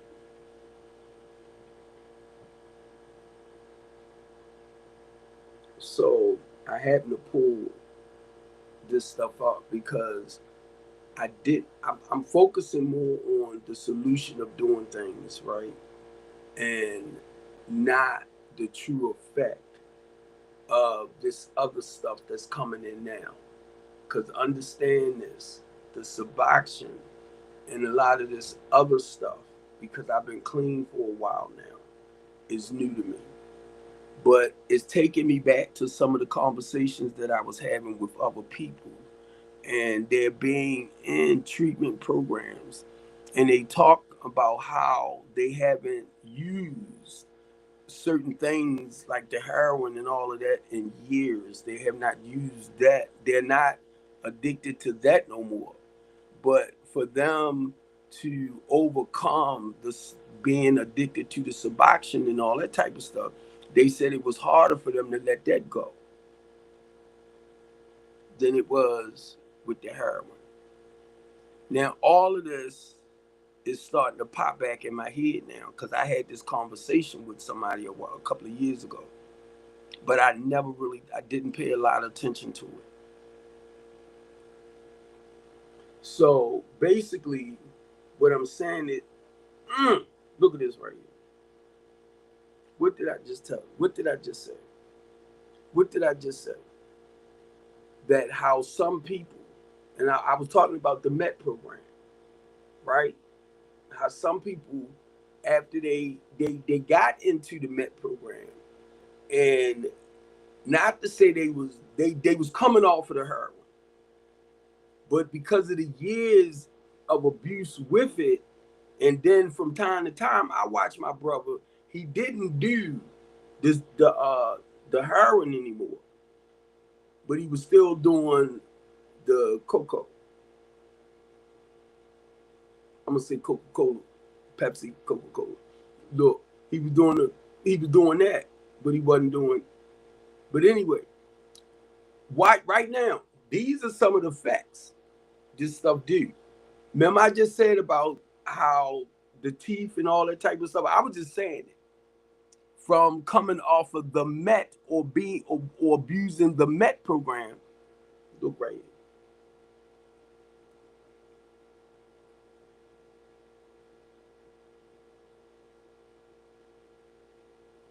Now, this say before taking this medication, you should not use Suboxone if you are allergic to, and I was pronouncing this name wrong, but bear with me, y'all. And then it talks about Narcan. Wait a minute. It say you should not use Suboxone if you are allergic to buprenorphine. I'm pronouncing it wrong. New buprenorphine. Y'all know this, y'all educated, professional, licensed people can pronounce this medication better than me. I'm a recovering addict. That's all. Or Naloxone, or did it go to Narcan? Right. I ain't even gonna read it no more till I get a better understanding of it. Right. But it's talking about being allergic to this stuff. Make sure Suboxone is safe for you for you. Tell your doctor if you have ever had tooth problems, including a history of cavities, because you know a lot of people teeth start rotting out because of this type of stuff. Mom, being on the Met program and abusing whatever they're giving you, it start messing you up. Now I understand what they're doing. Breathing problems like sleep apnea and all that, enlarged prostate. This is stuff. Sleep apnea, large prostate, urinary problem, liver or kidney disease. They giving you stuff. And if you have certain things that's going on with you, it's going to escalate it. These are some of the issues that you deal with when you take pharmaceutical medication too. That's all. A head injury, brain tumor, seizure, shit, that you shouldn't take nothing at all then. Then they talk about alcoholism or smug addiction, right? If you use Suboxone while you were pregnant, your baby could become dependent on the. And look at this. And a lot of treatment facilities, they giving people this.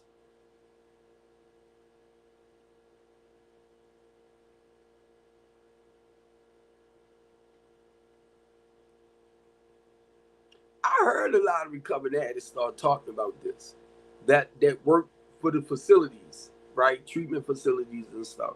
And they was talking about how they taking them off of one thing, but they getting them addicted to something else.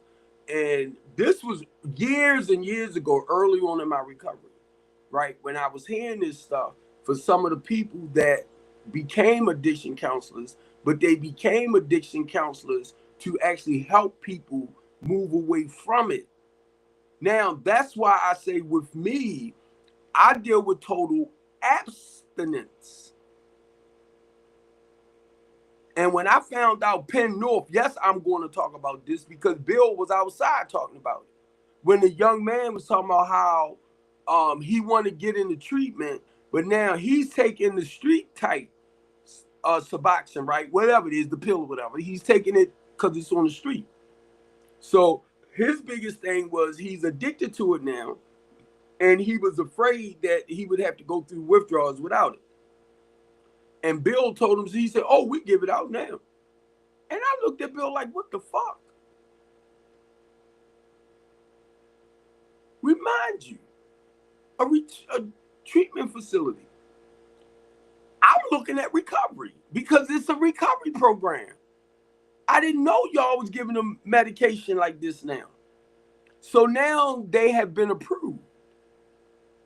The treatment facility itself. Because you know why? They're getting paid out the yang yang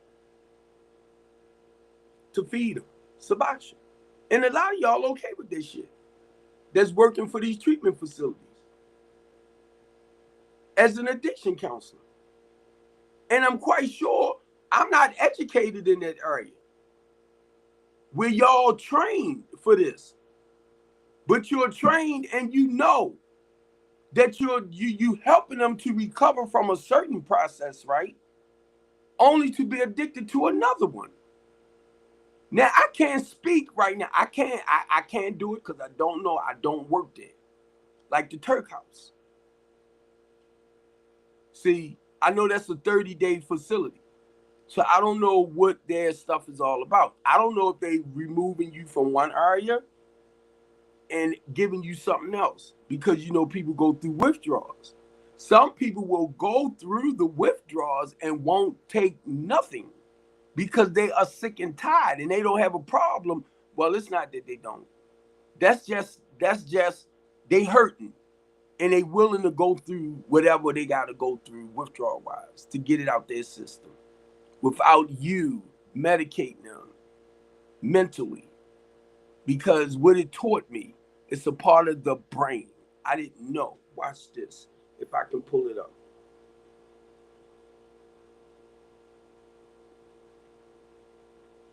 That's why, remember what I said, for people, I can only encourage and motivate you towards talking with that PRP, that therapist, and that psychiatrist about whatever is truly going on inside of you. So when you have your treatment facilities, right? When you have your treatment facilities, I'm learning they giving people, they trying to help you. You already addicted to the smugs, so they giving you something, and it's supposed to affect the brain, and it was actually talking about the opioid. It's a natural a part of the brain that they're feeding opioid with. So a lot of this stuff that we're talking about, if I can get to it, has a lot to do with. God dang it! I must have got rid of. I must didn't copy all of that. Because I think I stopped when I begin to read certain things, and I'm once I get an understanding, just a little understanding of why they doing what they do. It's a reason for why they doing what they do. For a lot of y'all that don't know, just like I said, I became a member of Communities United as a volunteer. Communities United, it's like a civil rights group, you know, like the NAACP, like the ACLU. Now I joined them because of some of the issues that the inner city people had with the government, the state and the government, our politicians. So I joined them. But whenever I would talk about certain things, and addiction was one, because we did have an area where we was covering, you know, like harm reduction. And I was reading up about that too, because most of your programs, your do have, like they have harm reduction programs, right? But guess what? When I used to have the monthly meetings, and if I did harm reduction, it was harm reduction in the community of color, safety in the war zone. Reason why I'm saying that, check it out. We're in the community. So we had to knock on doors to get people to come out to these monthly meetings. Most of all, it was to get the hustlers out too. Because when you don't realize how you are poisoning, even though to you it's like a little hustle, it's a job, it's, you know, it's illegal. But I can only go back to Steve Copeland. I didn't know I was poisoning the community on a daily basis like that when I was doing what I was doing. I didn't know that. Being a hustler back in the days seemed like it was the normal thing to do. You could not tell me, and some of y'all intellectual brainies, when I say you could not tell me, even though you're right, when you say you knew you was wrong, you could not tell me I was wrong because I didn't see it. And the reason why I said you brainies, right? because some of y'all recognize stuff a lot quicker than some of us do. You get me? So look, it took me to come out of it to realize I was wrong. Then I can look back at you and say, yeah, you was right. You look. But when I'm just telling you, cause see, some of y'all have some real common sense. It's simple. You know what I mean? Either you do or you don't. And some of y'all are like that. But then you got the complicated ones like myself, who got to be bump his head about 1,000 times to realize he was right or she was right. Because it's simple to certain people that's not in the game or see certain things. But then when you caught up in it, you cannot tell. You can't tell somebody they're wrong, even though they're wrong, because they're justified to make this shit right. So I'm only saying it right. No, cause I'm going downtown. I'm going down the way this evening. I'm gonna try to be down there about 3 o'clock, down Penn North. But I'm only laughing, right? Cause some of y'all, I just want to make it look like I knew. But look, no, some of y'all, and I love it. Please don't. That's why I tell y'all, do not take me personal. Like some of y'all might have did certain things. I'm gonna say smug wise, and just got to the point. Stop. Never went to a meet. Never did this. Might have got into the church. Might have went other ways. Some of y'all just realized wrong was wrong, which was you right. But now, keep in mind, I can say it now. You're right. I see the wrong. But back then, I did not see it. Just like with me running around doing what I was doing, sleeping with a bunch of different females and didn't wear a condom. You could not tell me I was wrong. I thank God to this day, I never caught anything. Because I slept around without. And these girls had boyfriends that was hanging out in the streets. It took a hooker to tell me, you need to protect yourself, because a lot of the hustlers out there, they might do them, and they might go in them raw, go back home, sleep with that girl, carry something to that girl. You taking that girl to the movie, the dinner's, getting the hair done, her feet done. You uncle this, you the hack man, you just, and that's what they was calling me. Oh, that's my aunt. That's the hack man. And their boyfriends believed them. And I told a lot of the young guys on the side too. I said, yeah, I'm Unc. I'm the hack man. Come pick up every Saturday. The hack man. Big Unc. Taking her to the movies, taking her to dinners, and taking her to the hotel.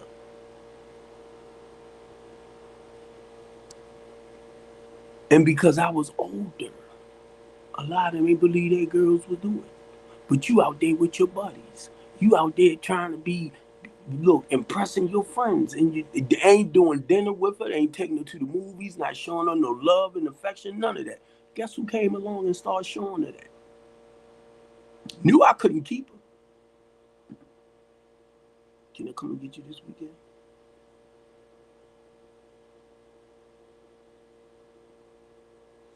I'm telling you. People used to ask me, right?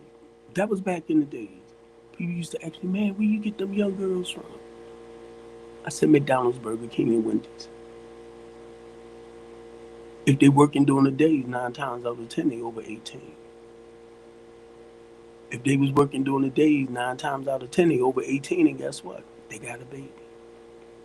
That's why they working. 9 times out of 10, the boyfriend at home watching the baby while they work. Had all that down pat. That's why I laughed about, and look, y'all, because when I go in certain other areas, stop taking it real personal. That's why I would joke and laugh about R. Kelly, right? Said if they on the bus stop and they in uniforms, they too damn young. You don't go there. So when I was hearing about them hanging around the schools and all this and that, if they're in uniforms, you don't, school uniforms, you know they under 18. You don't go there. And I would tell any man that. And guess what? Y'all have to understand, it's no excuse for it, okay? But when you have like younger females that look like women, no matter what, they babies. They still babies. They might look like grown women, they might try to act like grown women, but they are babies. But in the eyesight of some men, they are women. And it's not the young girls' fault because I have daughters. The thing is, when I would take my daughter shopping, and my daughters, anything that made them look too sexy, too grown, too appealing, you're not wearing. I'm a man. My daughters, I wanted them to feel beautiful, sexy, gorgeous, because they are females, you know, about themselves. But not no man in his right freaking mind has the right to violate that. And I'm speaking from a father's point of view. Okay.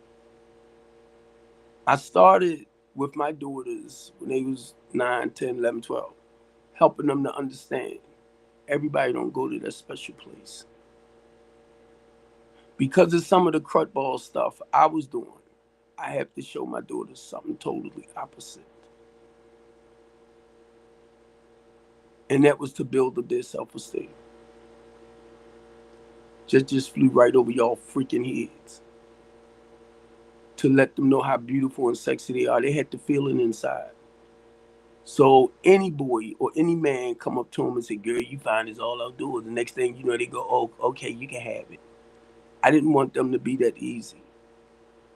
But I noticed when you have confidence in yourself, you have courage, and you know you feeling good about yourself, sometimes you won't sell yourself so cheap. Now, mind you, I have to learn all of this for myself because of what I was doing. I had to do the opposite with mine. Did it fly over your head? Because if you act like a prostitute and that's the way your children see you, that's the way they're going to act. And I'm going to say this too as a father.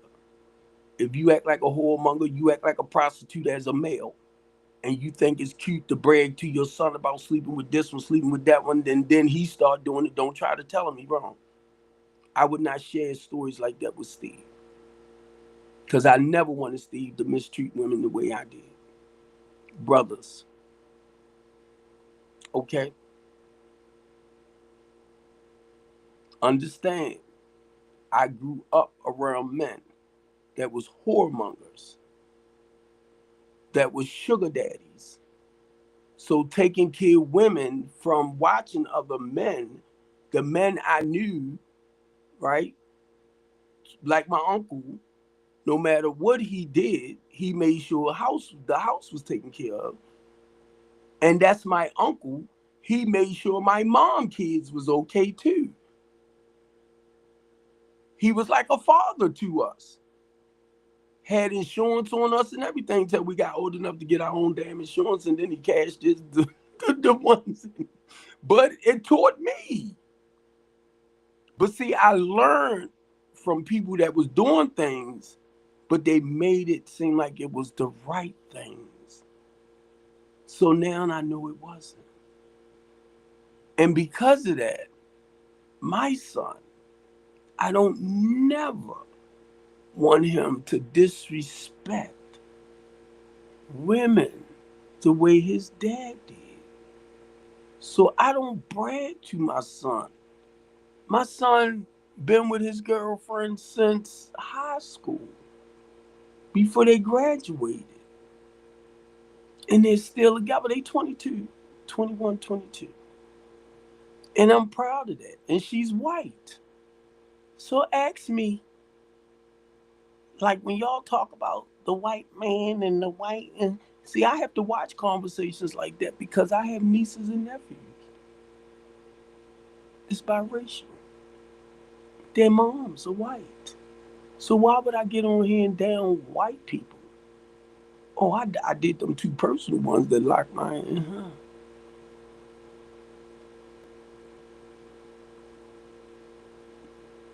there's nothing racist about me.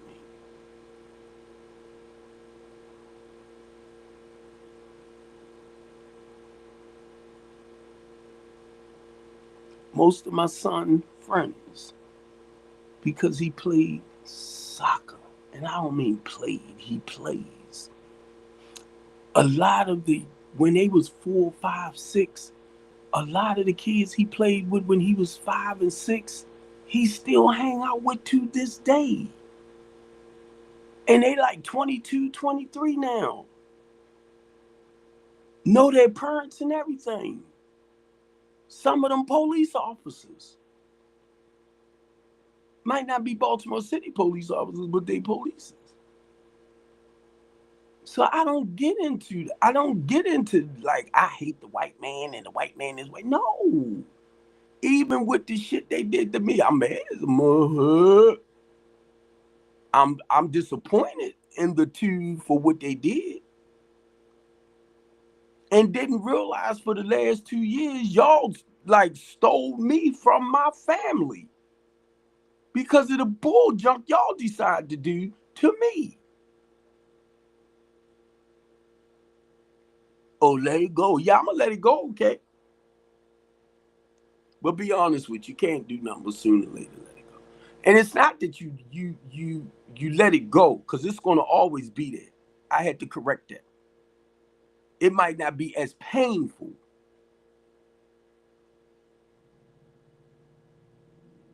When you got people that gonna come together. That's why when I look at guys, people that went to prison for stuff that they didn't do, and they didn't spend 30, 40, 50 years in prison, I'm like, huh? Ah!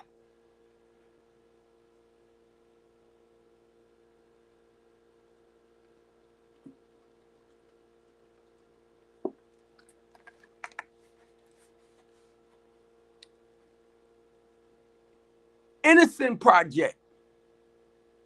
Innocent Project. If you need me to come and speak for y'all, I have no problem. None. Because guess why? Man, I ain't got to share what somebody else told me. I can share my own story. And I can tell you where it started from. And I can tell you right now, unless you really commit something for them to investigate and do what they do to actually find you guilty, unless you actually committed the crime, then that's understandable. But when you did not commit the crime and they come up with some bull crap to lock you up, number one, the judge don't know whether it's true or not because I'm innocent is all outdoors. And the prosecutor don't give a fuck. And only said that because they don't. It's trying to find you guilty from whatever. And I'm going to say this again. And I still got the charge papers and everything. How you going to charge me with home invasion, burglary on my own rental property and business? So they couldn't stick me with that. That was the point of them locking me up. Then burglary. And then harassment. Didn't realize the young guy he called said I supposed to have harassed was my nephew. Well, let me straighten that one out. His aunt is like my niece, and his aunt called me and asked me, Uncle Steve, can you help my nephew? I said, sure. I was paying his cell phone bill and everything. I got him a job and all of that. So I'm going to turn around and beat him up for. So you couldn't get me on that one either. So when the police report and the charges didn't even go together, but y'all kept me over the prison hidden. So the best thing y'all could get me with, Vanessa, the prosecutor, You guilty because you was there, even though we know you didn't do this and we know you didn't do that, but you was guilty by association. And I looked over at the prosecutor. I wanted to tell her so bad. So is your fucking boss. I helped him twice when he was running for state's attorney. He knows me, so he just as guilty as me because he knows me. I was scared to say something because I just wanted to go back home. But I say it now because I ain't got that mess around my ankle no more. You want me to throw Brandon Scott in here? Mayor Brandon Scott? Want me to throw Antonio Hayes in here? Because you want to say I'm guilty by association? I know them all. So by me knowing them, then they should be guilty too for knowing me. And I'd love to sit down and tell them some shit like that. Well, you know I didn't do the crime like you said. You said it. We know you didn't do this. And I'm being sarcastic, yo. We know you didn't do this, Mr. Copeland. We know you didn't do that, Mr. Copeland. But it's like because you was there. And we know that you didn't know. And that's what the prosecutor was saying. And we know that you didn't know that they were going to take his phone and stuff. I said, oh, they took his phone. But you are guilty because you was there.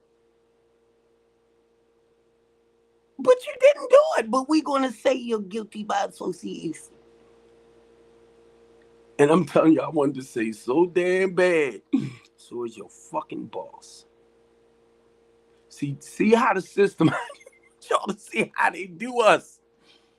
And I'm only doing it. Look, don't you get too caught up with he cut it, he did, he that. You better pay attention because it could happen to you.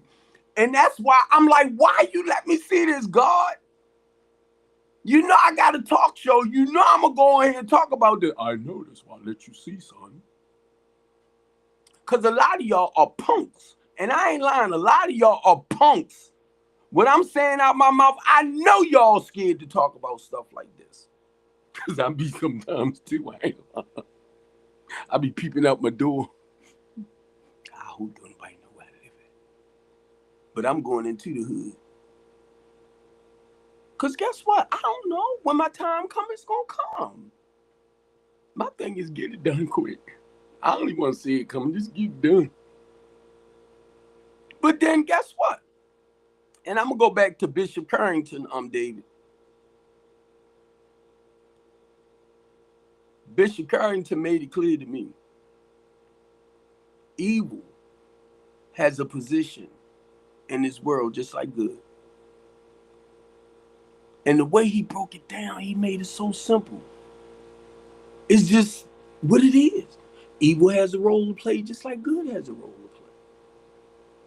Either you're going to be a part of the chaos, the confusion, and the mayhem, or you're going to be a part of the solution. Then you got those that are afraid. And I cannot blame you. Physically, I'm telling you, sometimes my body be like, no, I ain't going to do this. I ain't going to do that. But then I have to pray for my spirit to become obedient.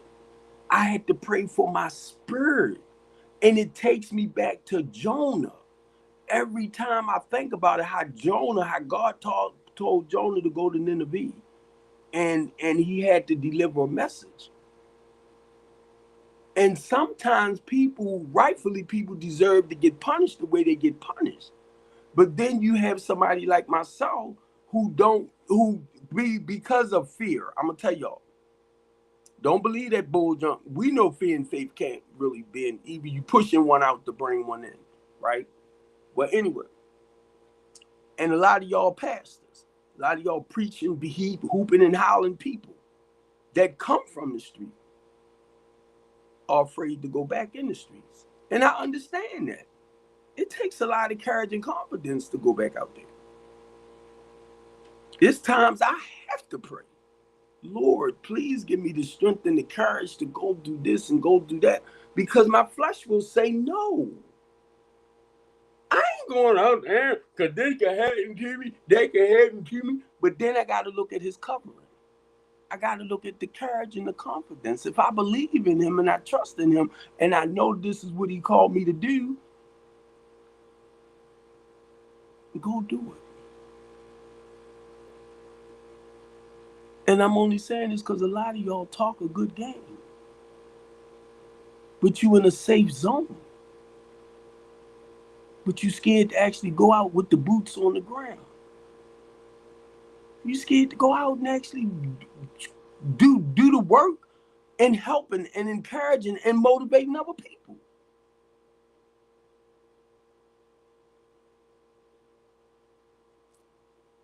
That's why a lot of people on TikTok got mad with me, right? Because you talk this Gucci spiritual game, and or you're not certain things, you'll talk a certain thing. And I'd be like, well, what is you doing to better the community and stuff? And a lot of y'all was getting offended with me. I only ask you a question. Then I start realizing how a lot of y'all coming on here with your fake phony bull jump. You millionaires, you billionaires, you trillionaires.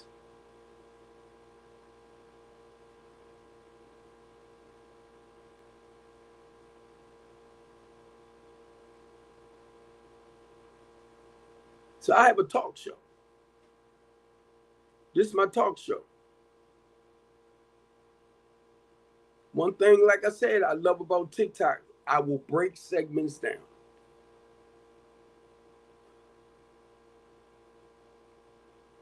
I can post 60-second videos, minute videos, a minute, two.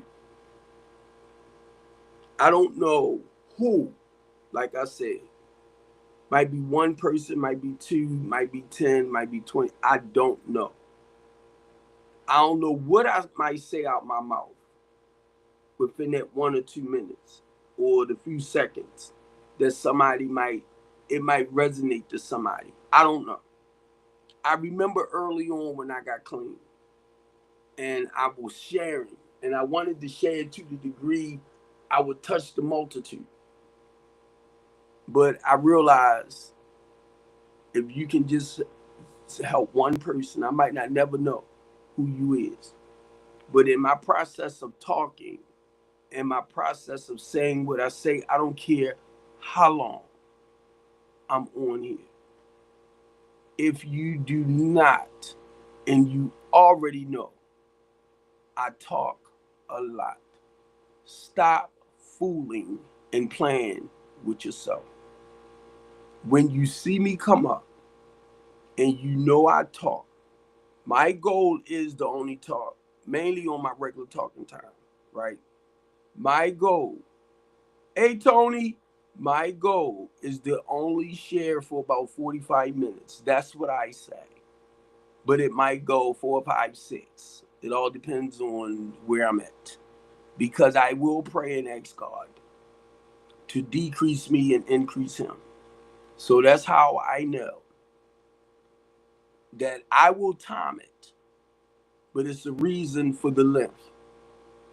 And if it's not for you, if you have an issue with me talking, do not come on my stuff. When you see me, keep it moving. That's all you got to do. You do not have to come over here and feel like you need to tell me, you always doing me. Yes, I am. It's my talk show. So you're correct. You got something else you want to say? Because now when you do that, do you realize, and it's not to talk real negative about you, but you realize where you take my mind at when you do that. When you know I have a big mouth. When you know I'm known as the big mouth, bald head, black dude. When you know I'm known as the big mouth, bald head, black dude, and you're going to tell me that I talk too much. When I say I am the big mouth, y'all gave me that nickname, the big mouth, bald head, black dude. So what is your point?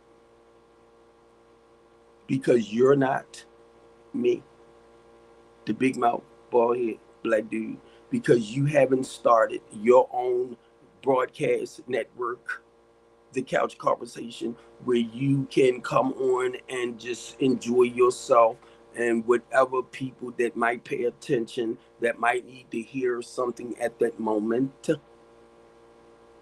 don't get mad with me.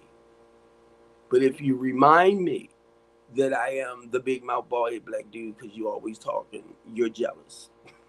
I just thought about that. I know y'all like when I see him, I'm gonna pop him. I'm tired of him. But I'm gonna hurt him. But no, seriously though, sometimes I'll be like, I ain't going on. I ain't getting on. Because I know I talk too damn much. I'll be like, Steve, shut up. I do. I be like, you talk too damn much. Damn. I be telling myself. I be like, shoot. I need to hire somebody to talk for me. I be so tired of hearing my damn self. I be like, I understand. I be tripping, so I'm telling you. So when y'all say it right, so when y'all be saying it, I be like, I know. I talk too damn much. I'm so sick and tired of hearing my damn self. But for some reason, I'm trying to get to the point where I can do my regular schedule time. Mondays, Fridays, and Wednesdays from 4 to 4:45, and that's it. I'm like, Steve, you got to get back to your regular schedule stuff. But I need a team to do all that. Y'all won't help me with nothing. Y'all make me sick. Won't help me with nothing. I can't keep doing all this by myself. And then I'm up 2 or 3 o'clock in the morning, right? I done downloaded 2 puzzle games now.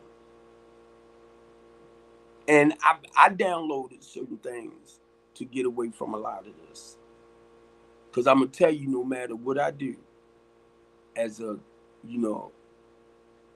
homeless advocate, I love, I'm telling you, working with our homeless population. Because I know they need the help the most, And just doing what I do is just, it just takes me back to my mother and everything. It just takes me back to the old days, like the village and all that type of stuff, how we was there for each other. No matter, a lot of us did what we did, we still had love for each other. You know what I mean? Could have been in a destructive way too, but we still had love for each other. But so it's just like bringing the village back. And I'm gonna say in certain areas, because I gotta clean that one up. I gotta clean that up. Because it is certain places in Baltimore City where people are not going to allow you to come in their community and tear their community apart. They're not. Now, I'm right there at Pennsylvania North. And as I was walking around, right, I noticed a lot of stores that used to be open and striving, boarded up now too.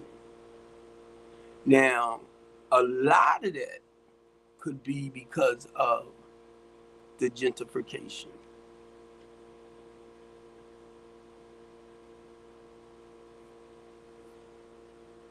And I'm going to say this, and I do believe a lot more y'all see it than you want to admit. Gentrification. Genocide come with gentrification. And if you think I'm lying, this is not new. This is not new of what's happening, right?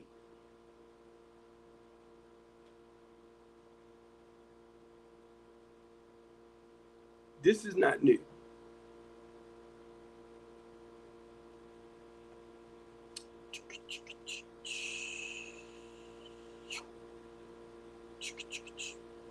And I'm gonna tell you what I've been doing too. I've been fact checking stuff too.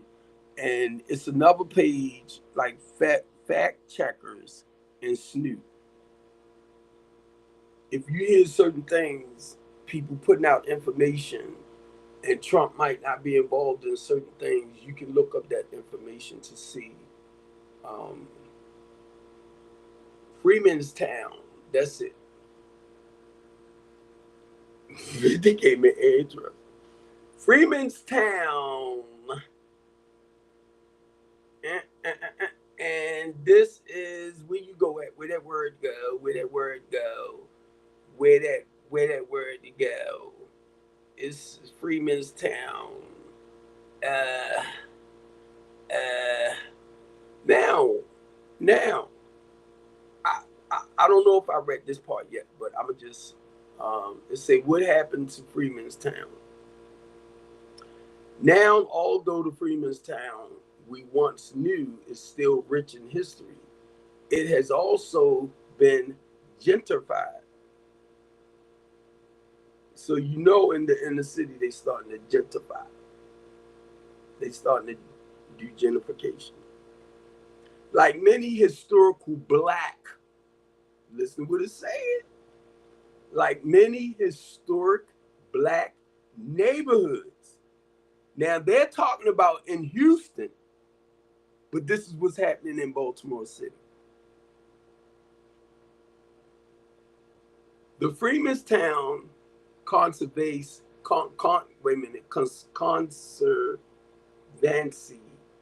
and if I'm pronouncing it wrong, then y'all understand it right.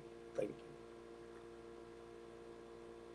Is working to preserve what's left of the community's rich black history. Now, what I just said is what a lot of us is starting to do more here in Baltimore City now because we understand what's happening. Pastor Hathaway redid the Thurgood Marshall. It's called the Academy. It used to be a school, right? Down off of Division. He just redone that. And me and him was talking. He said he spent a lot of his money, his own money, to get that building back together. And I'm already telling y'all this, even though he went to the politicians and stuff like that to get money to help him do what he needed to do, a lot of times people like that and myself, they won't really help you. And you know what I told him? I said, why you ain't call me? You know why I told him that? Because some politicians you got to pull to the side. I remember when Brandon Scott was a little kid running around up Park Heights. Antonio Hayes. I grew up with his mother and father and his cousins and them way before he was born. Certain people, because they in certain positions, you got to get them to the side. You know, like, all right, I know what your position is. I need to talk to the human being. Now, you know, personally, they can't come out their pocket. So you point me in the right direction or point me to who got the funding that will be willing to spend on building this right here. That's all I be saying with y'all with the homeless people. That's all. I need a particular spot. Really be honest with you, I need my own personal building. Not subleasing with somebody else or somewhere along that line. No, I need my own. I already know what I need to get the proper funding. Because if it don't come from the city itself, I will go to people like Kevin Plank. I will go to people like Chuck Padarakis, who father built up a lot in the inner harbor. Because I'll throw his father in his face. Your father built a lot down in the inner harbor. I need you to help me with some of these places in the inner city. I already told him that. He had told me to reach back out to him before I got locked up. You gotta know who to talk to. So now, to be honest, I need, because I don't have the finances personally. If I can get somebody with property, and I'm gonna tell you, Mr. Alan Stern would be a great example, mainly with 908. But to be honest with you, I don't want to do nothing else with 908 no more. Valley Street. I don't want to. I don't want to. It's a lot of great stuff that can be done there. I was already in the process of doing it. But this person stepped in, and it's like, we got some sick individuals. But look, the Freemanstown Conservancy,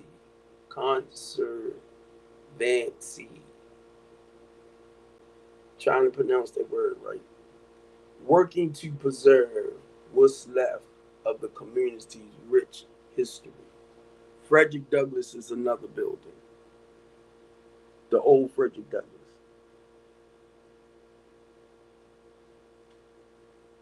Right? We have a lot of older, and I'm looking at the ones in the inner, the ghetto areas. They, because of their their historicity. Okay, I just trying to throw something on it. Because of the historic buildings, they don't really want to turn them down. So if they can continue, when they go in to do the demolition and rehabbing them and stuff like that, they save as much as they can because they don't want to take away from the historicness of it. You know, you get me? So those are the type of people that I've been dealing with, basically, to rebuild like a new Baltimore City.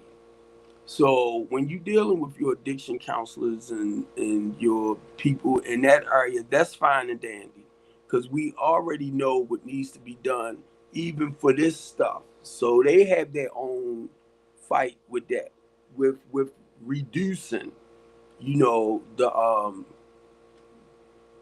crime part of what we do. But the recovery process, I don't, I I'm sorry, y'all, because I'm, like I said, I'm on TikTok right here too. So I have to watch certain languages. That's why I can't be so straightforward with certain things, because TikTok will restrict you. Just if you say mother, they restrict you for whatever reason. You not following community guidelines. But if I was up here butterball naked, that'd be okay. Restrict that. So I'm stumbling over words, and I don't like it.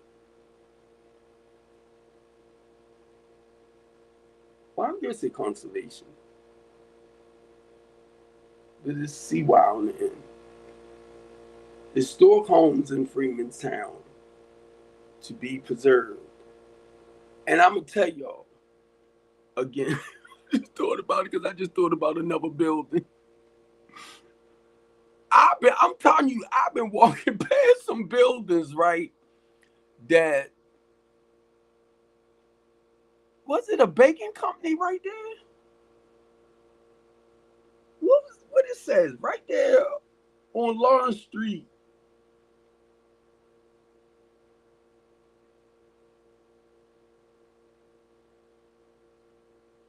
And the buildings that I'm looking at is like 100 years old, or a little over 100. So they don't, certain ones, they don't want to tear it down.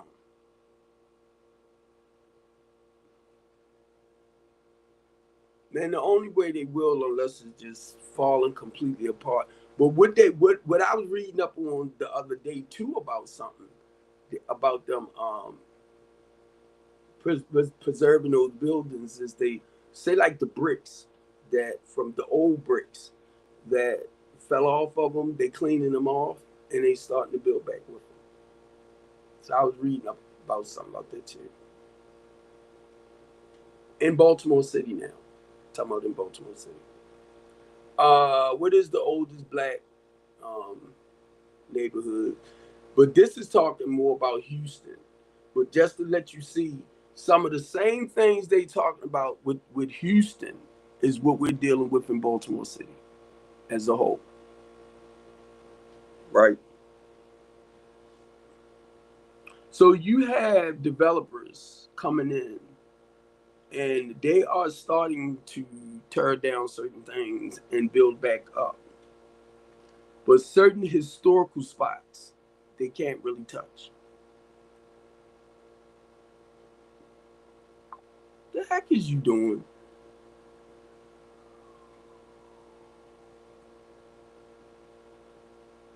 Now I can do this for Baltimore, but this when I started reading this for Houston, it just helped me to understand, and I'm talking about the word gentrification.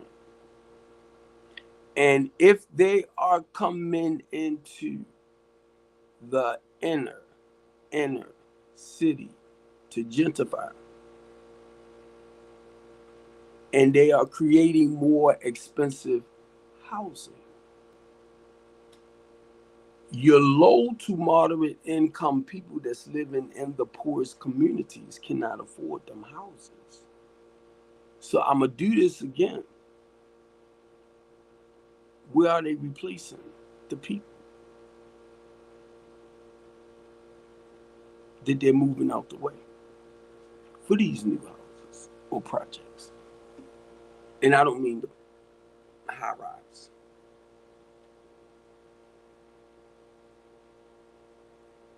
So reading this just helped me to understand that they've been had plans in Baltimore City for stuff like this.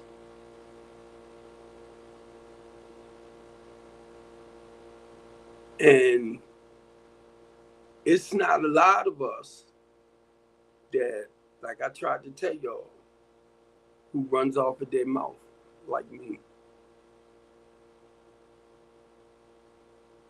Now, it's two things they can get from me running off in my mouth. Either it could be a problem because my goal is to encourage and motivate us to come together. Certain things we can slow down. We might not bring it to a halt, stop it completely, but we can slow it down. It's not going to take one individual. And the reason why I am going to go back west because I said what I'm gonna do Tuesdays, Thursdays, and Fridays. Getting on it on Pennsylvania have their meetings. So my goal is to go mainly to hang in that park for a while. I'll go down to the meeting. I might walk further down or just right in between Cumberland and Pennsylvania and North, just right there. I just want to make my presence known.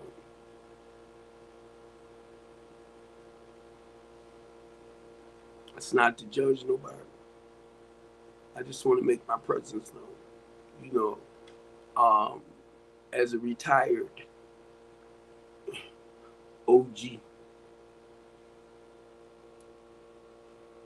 And I want to encourage and motivate the ones that actually want to come out of the game and live a more productive way of life. That's still part of the LaTanya D. Copeland temporary housing program.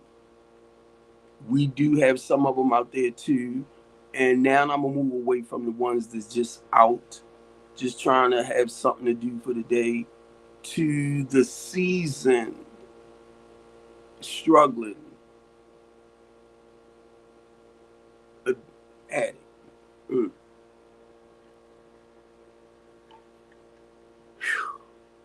It was a word.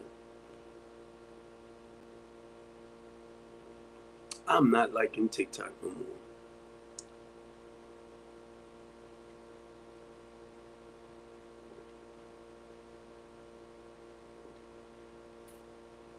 I feel like I can't be me.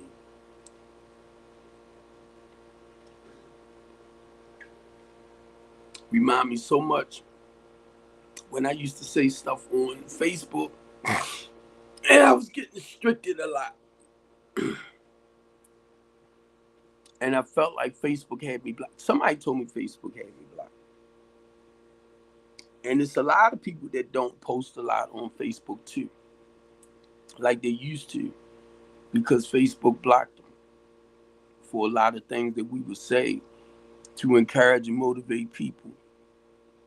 I know a lot of people that we go to some of these, like,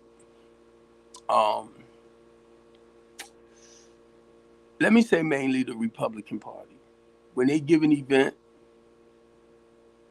my goal is to start going back to some of the events that they have. I wouldn't mind going to some of the ones that the Democrats had, but I basically see where they both coming from.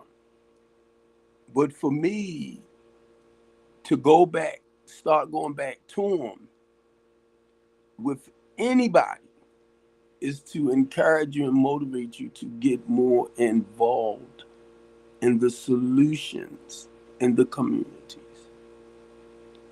You can talk all the politics you want.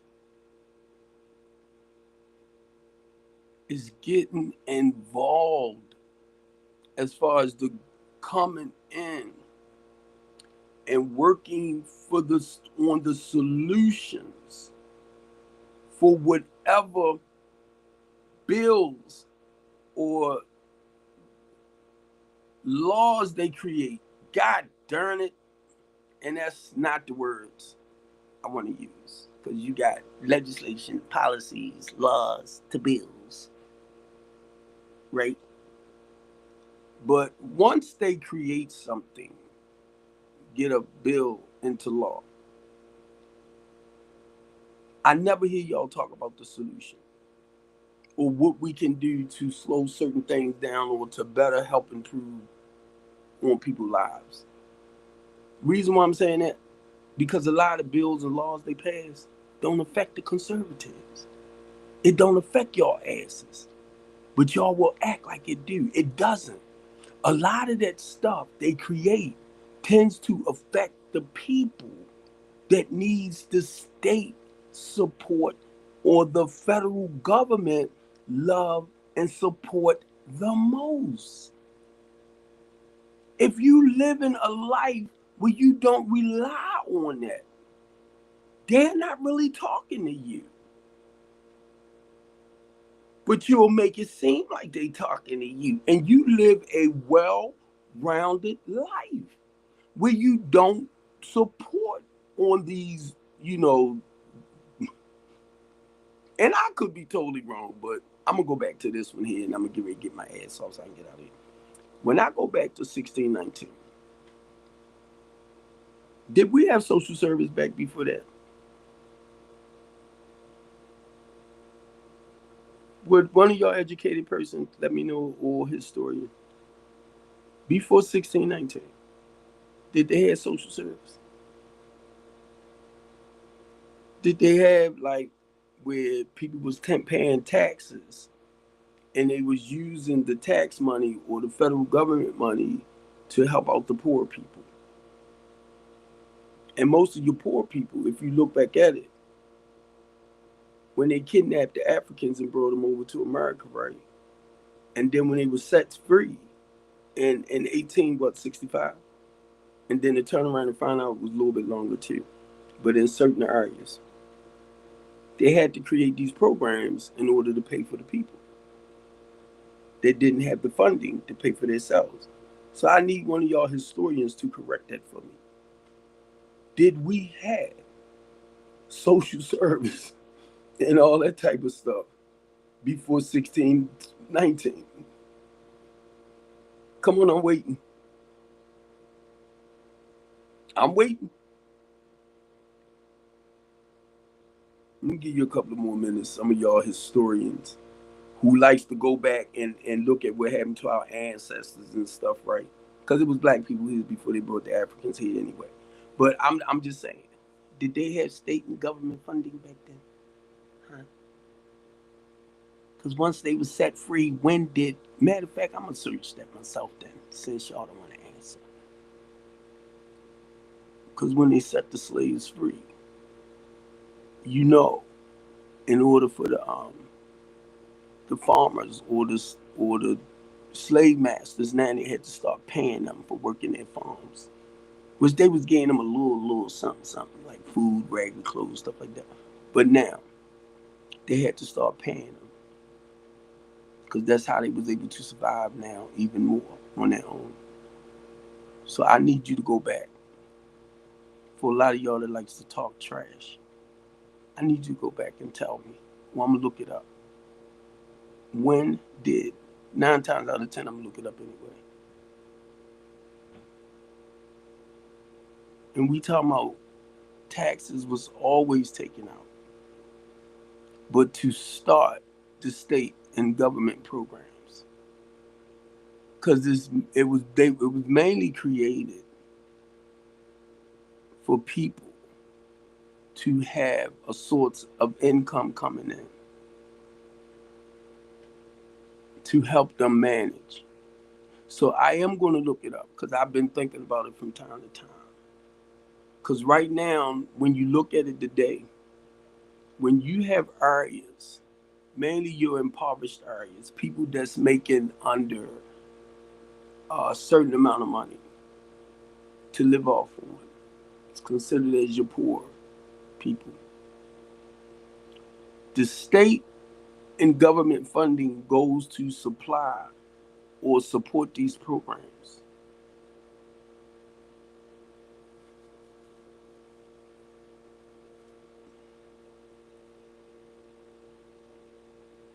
So the stuff, and I really don't want to point the fingers at Trump, but I gotta go there because I think it's Congress. But since he want to take the credit, since he want to take the credit for it, remember what I said earlier. The Supreme Court voted to reduce, and these are for teachers, educators, 1,400.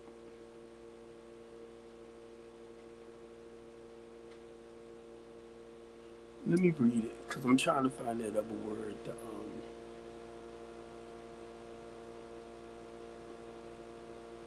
I fact checked it to see was they telling the truth. Because you know sometimes people just post stuff.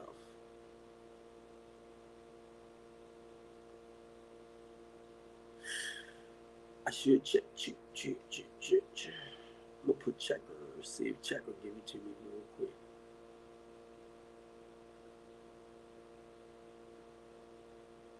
Nope, I better put check.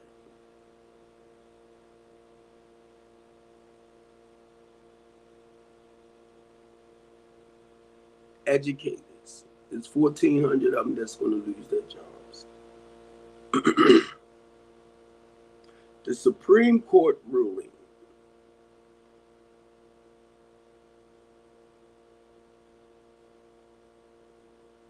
and they was talking about it a little bit on Twitter too. Recent Supreme Court ruling regarding the Education Department, July 2025. The Supreme Court recently allowed the Trump administration to proceed with significant staff reduction at the U.S. Department of Education. So you have 1,400 teachers. And I don't think that just meant Baltimore City, period. It's not Baltimore City. It's just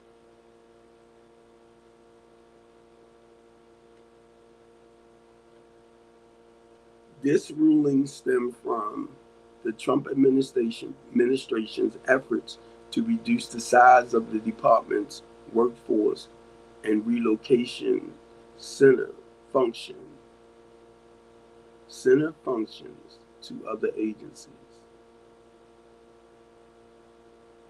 The federal judge had initially halted these efforts, but the Supreme Court's decision lifted that junction, paving the way for the cuts of to continue.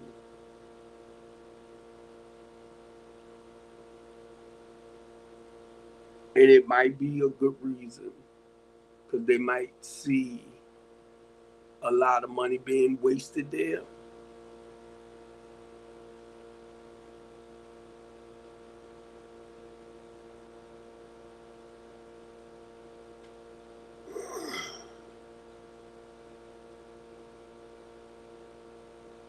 The court ruled, and I just slid further down.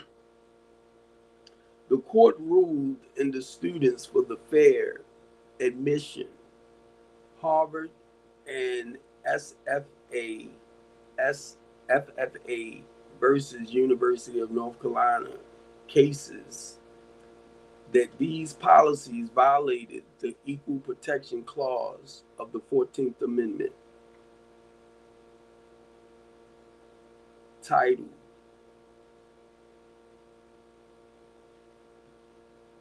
V1 of the Rights Act of 1964.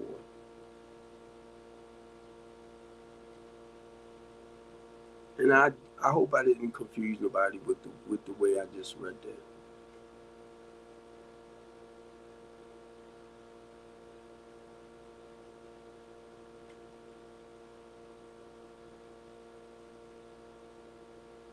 Only reason why I said that because I'm looking at it pointing straight out where it says the court ruled in the Students for Fair Admission, SFFA. Students for, okay, they broke it down, versus Harvard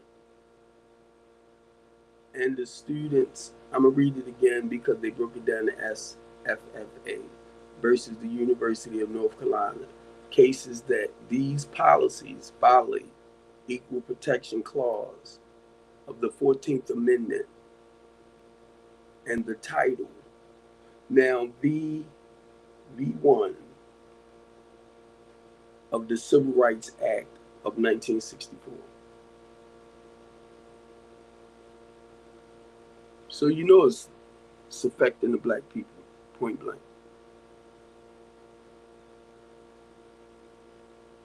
Universities can no longer use race as a specific factor in administration decision. So no, let me finish this. Students can still discuss in essays how race has affected their lives through discrimination, inspiration, and other experiences, according to Essence Lex. So it's basically guiding you to this other site. Initial reports indicate a slight decrease in the diversity of freshman classes at some colleges, particularly highly selective institutions. And I think at one point, most of your HBUs, he was talking about cutting back the funding on that.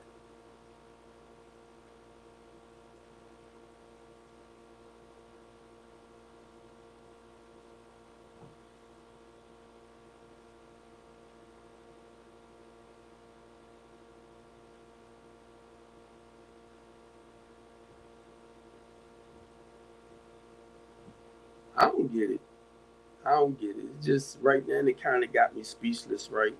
Because I'm looking at, once again, when I read the part about um, the Civil Rights Act of 1964, and I'm going back to, you know, our civil rights. I want to make sure I say the word right because I'm going to say activists, right?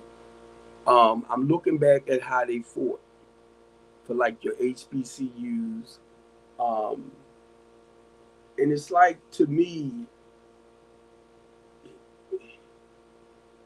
he's targeting the black community, the blacks.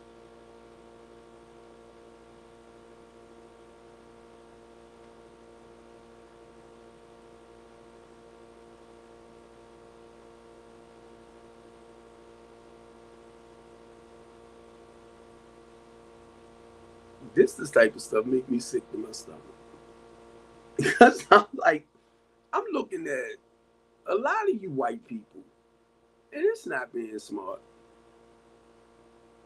Why would y'all agree to stuff like this?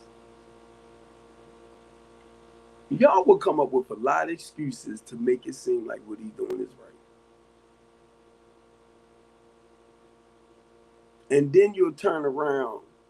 You have a lot of us or our younger people, right? When you don't properly educate, and I have to go back to this, when you don't properly educate the black man or the black young man, and I'm just thinking of the school pipeline to prison.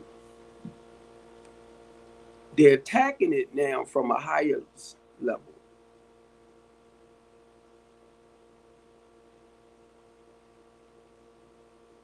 When we was walking, let me see, Lillian Jones, they closed that down.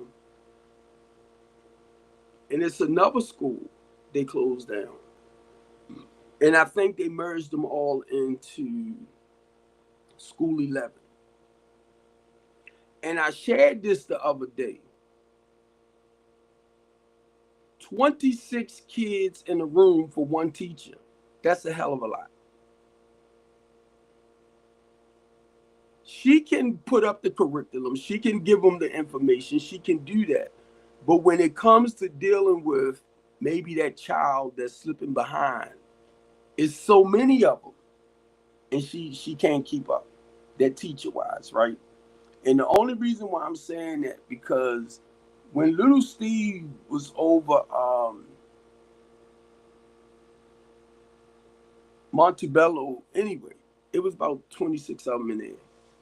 And it's not that Steve didn't know anything, but he wasn't learning. And to be honest with y'all, we had to get him out of there. We had to get him out of there. Because certain things he didn't understand, that's where the teacher personally comes in at to help teach those students that don't really understand certain curriculum. You know, to better educate them, to bring them up to code. For some already there, but to bring the ones up that really don't understand what she's saying or he. So, School 11, Tracy said in one classroom, this she said is more than 26 kids to a teacher. She said the lowest amount in some of them classrooms, she said was 26. So can you imagine the teachers, let's say 30 kids, it's 35 kids. You can't teach them. Like you can't get personal. You get me? Because it's too many. And the ones that's going to need the help, it's like some of them not going to raise their hand and talk about certain things because they don't want other children to think something wrong with them. They dumb, they slow, whatever. You know how it is. The peer pressure thing. So that was one of the reasons why we moved little Steve on. Because boys tend to be a little bit harder, not all, when it comes to learning things. Girls will catch on real quick. But the boys are a little bit harder.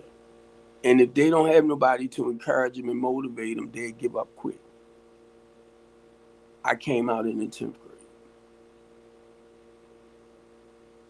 I didn't have nobody to encourage me, to motivate me to continue going on. But now when it came to studying and doing what I had to do. I was real good with all that.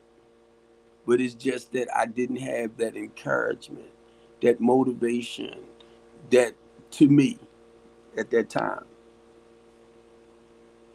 Um, Now being the age that I am, I understand the importance of actually finishing school. And not only that, getting some college under your belt. And the reason why I'm saying that too, because my vocabulary is limited. Even though I can read and research and study stuff up, I can do all that. But when it comes to my vocabulary, I notice it's where I finished school at. I came out in the 10th. The last grade completed was ninth. But yes, I know how to speak. I know how to talk. I know how to, mainly if I'm somewhere and you ask me to speak out. I might sound a certain way, but I know educated wise where I'm at. And my vocabulary is real limited. But now, because I'm older and the stuff that I do, I had to do extra work, like read up on certain things. But my memory is not as good as some of y'all. Like y'all might have photographic memory. I don't. I can tell you that right now. It's like I remember something now. I turn my head this way. I be like, "What the fuck was that?" I be like, "Damn." But no, I laugh about it, and the reason why I'm laughing because a lot of times I don't want all of that. You not stuff wear you down, but that's why I admire. I admire people who remember stuff like this. Like you can read and you study and you have that photographic memory. I'm jealous. And I think it's awesome. And my thing with a lot of information, now I think I look good for 63. That shit can wear you down and make you look old. And there's nothing wrong with it. That's like knowledge and wisdom and, the gray hair and stuff. Uh-uh. But, and I'm trying to flip it in a positive way. I love it when I hear people share some, memory wise, right? Just even historically, and could remember that stuff like that. I'm like, God, hey, some things I remember very well, but not that photographic type stuff. Mm. And I admire it. Don't get it wrong. I admire it. That's why for me, I stick right here. And if I'm asked to come and speak on anything, I will read up a little bit about the subject, right? And 9 times out of 10, I have experienced a little bit of what I'm about to speak on. So I'll share a little bit about it. And then we'll get into what we could do to kind of flip it around. You get me? So that's why I do love people who have that photographic memory. And I'm not one. Now, as you begin to talk and share certain things, it'll kick in then. It'll start kicking in. And I'll be like, wow, I remember this, I remember that. It'll kick in. But for the most part, and I don't even worry about it. Because I stick to what I know. But I love to hear people with a lot of great information. But my thing is, how do you use it? You get me? What do you do? As far as using that information to improve people's lives and stuff like that.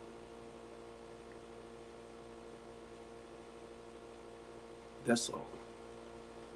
So, as a community activist, as a human rights advocate, you basically speak on the things that you know, or you learn from, or you made mistakes in. and you can turn around and share it and try to keep it real simple. This what we can do to improve this, or this what we can do to, like I said, certain things we're it's never going to stop. We already know, right? Certain things it's not going to stop, but we can slow it down. Let me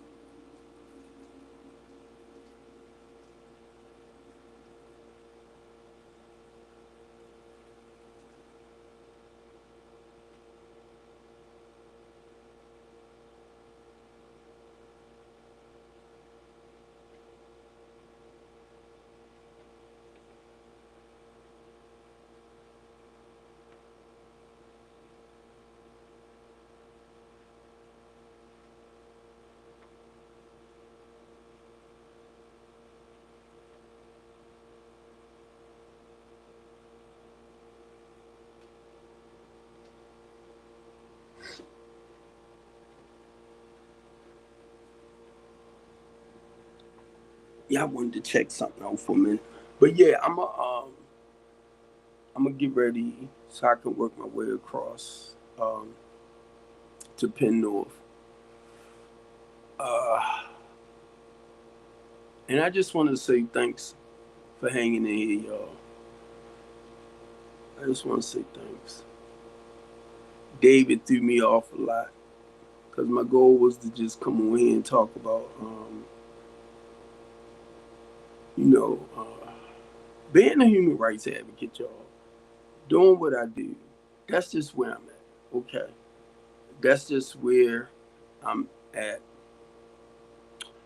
Um, I say it over and over and over. I love Baltimore City. Born and raised. And I can say at one point I was a major part of the problem. I am not a part of the problem today.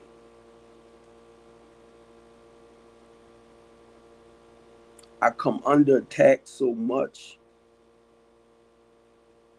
and I understand it's a spiritual journey, and I understand because,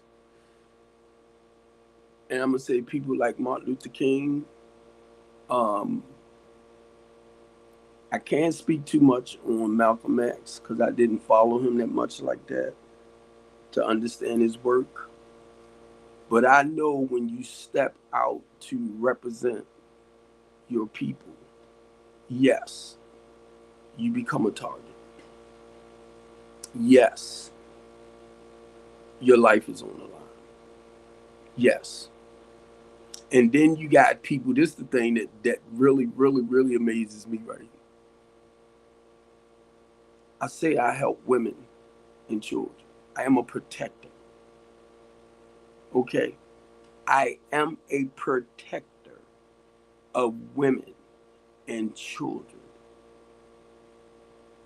I am a protector of women and children. And I can sit here and tell you, I watched my mother raise 7 children by herself. What do you miss when I say that? I didn't say I abuse women. I didn't say I take advantage of women physically, sexually. If, I'm talking about the ones in my housing program. Do you hear when I say stuff like, thank God, a day at a time, I have not stepped across that boundary, and I done had some nice women coming in. I'm telling you, there's always that one that catch your eye and is like, no, no, no, no, no, no. So if you ever hear somebody say Steve Copeland came at me and he wanted me to give him some mookie bookie for rent, that's a damn lie.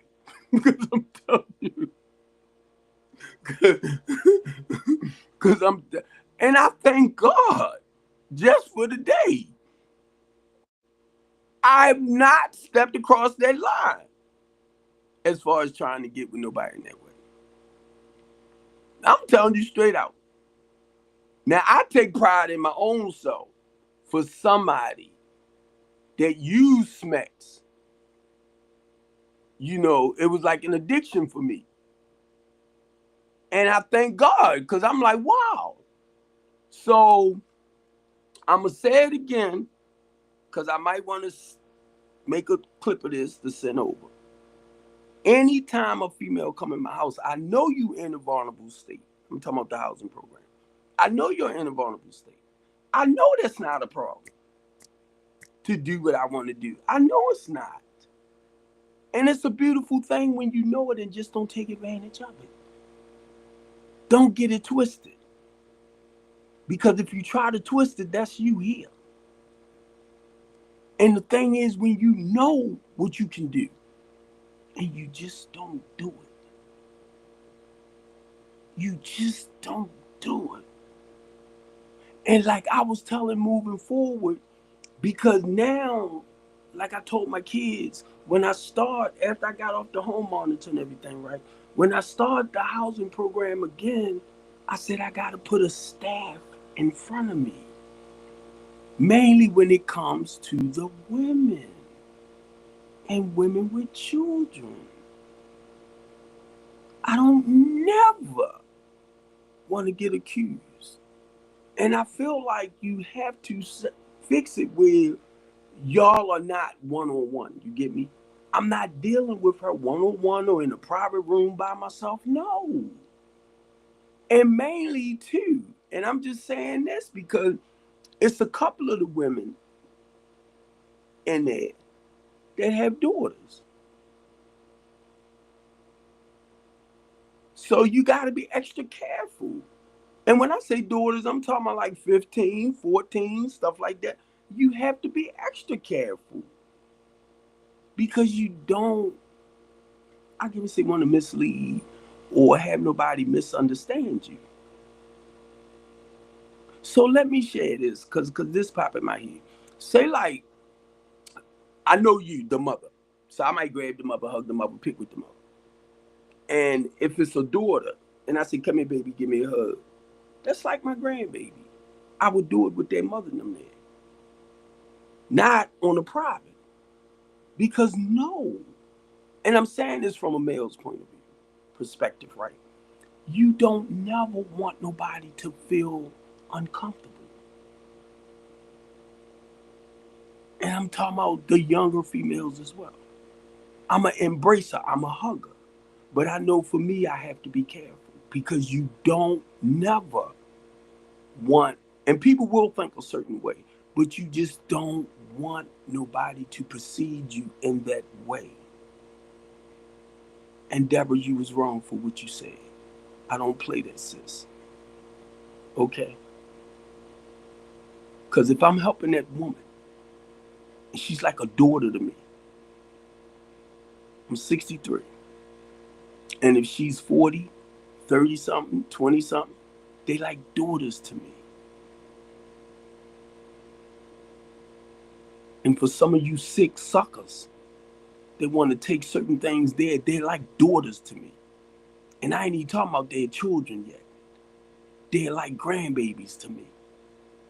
And that's why for me as a man, I have to step back some.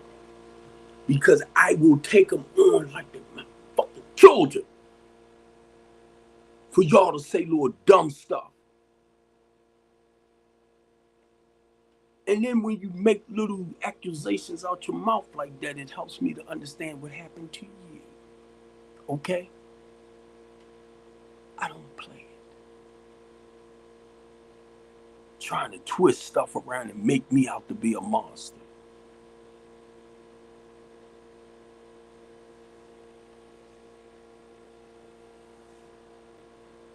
Don't get mad if I tell you I don't date women my age. Don't get mad if I tell you I don't date big women. I can only tell you what I like. Okay? And it's not to offend you. And don't you ever come out your mouth and tell me, oh, you shouldn't like this. Don't tell me that. I know what turns me on. And I ain't saying children. I know what I'm attracted to. She gotta have a nice body on her.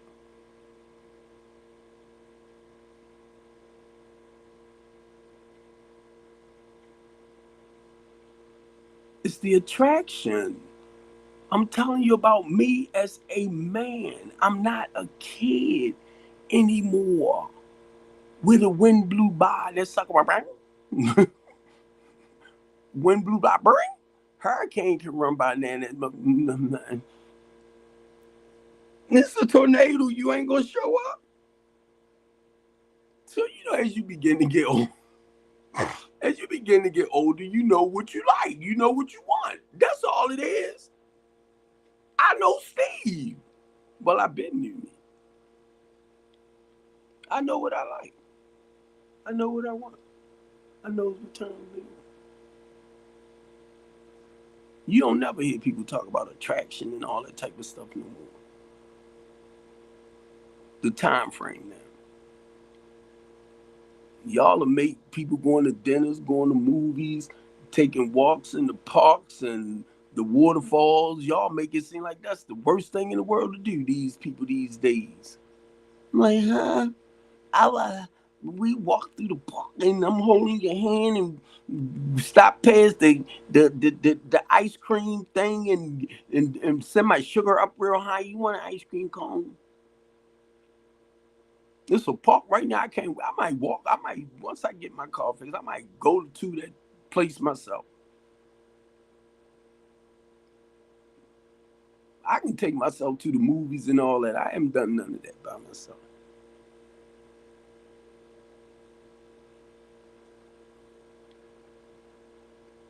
Miss that stuff.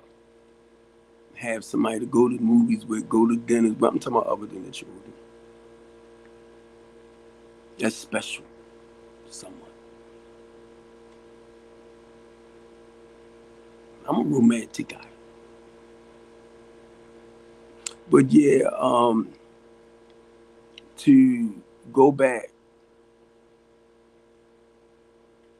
I even prayed, and I'm like, God, if you just want me to, because I do,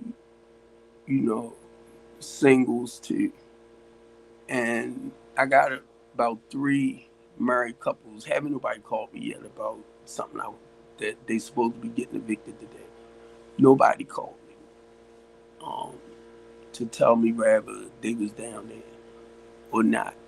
But at the building, I can't personally say why, but it was just a lot of stuff that happened at the building that really I had to back up. I had to back up for my safety, for one, because the guy came for me, and I had to back up. I don't know about nobody else. I'm not trying to go to prison. I'm not for something that deliberately I'm not trying to do. And me and somebody else was talking, and I told them, I said, what was happening down at that building started reminding me of what happened with the Eastern District Police Department. It was just, and then with the people that I thought had my back, business wise, it was just starting too much chaos and confusion. So I had for me, because that's my business. And the person was saying they didn't want me in the building. If you didn't want me in the building, you got to evict me. I already know what you got to do. I already know the process of what you supposed to do to get me out of the building. But I didn't push that issue because it was too much. 1 minute you saying I don't pay you, and the next minute you telling the police, oh, he give me money. It was just too much. It was too much.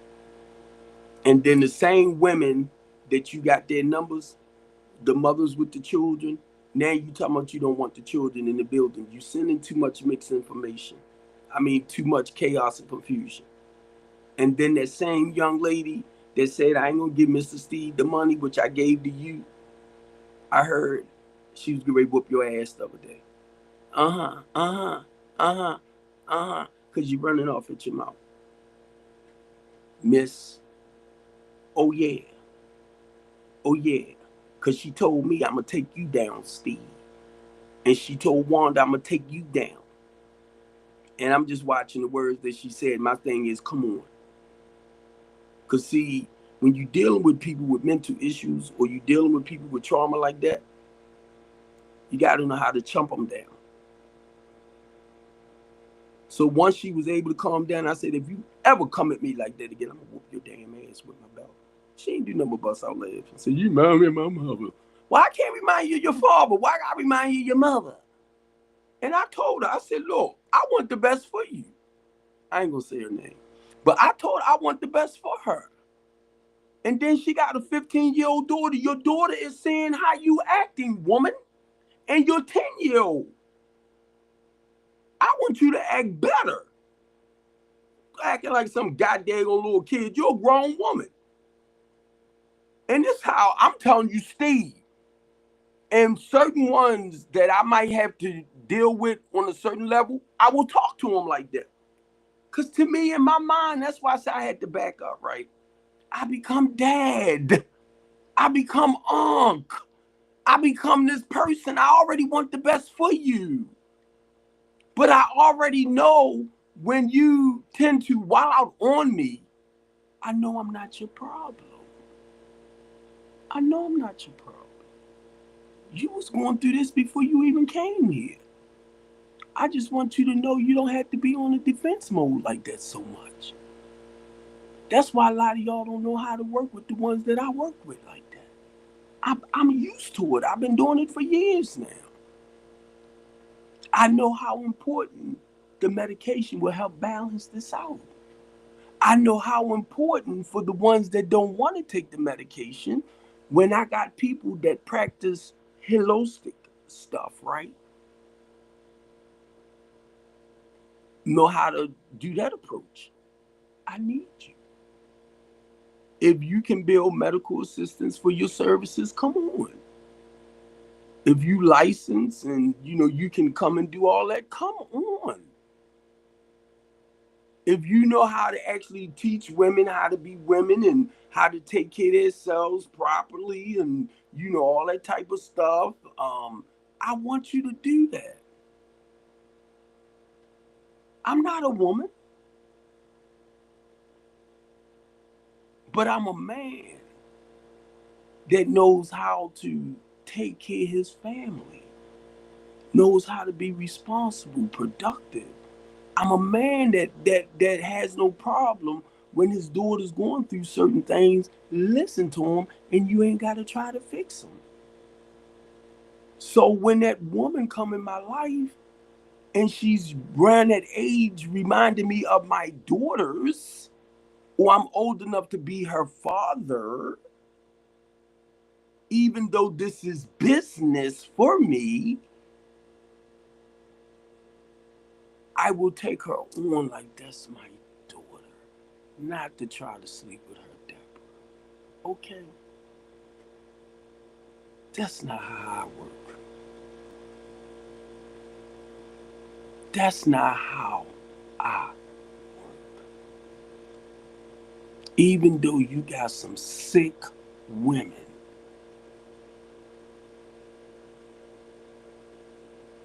because I'm not flirting, because I try to keep it business, you want to add something else to it. And then you got so many people that knows you are a very sick woman. Very sick. And won't nobody call you out on your stuff. But it's okay when they know you coming for me and know I ain't do a damn thing for you to come back, for you to be coming for me. I don't know you like that. I don't know you like that.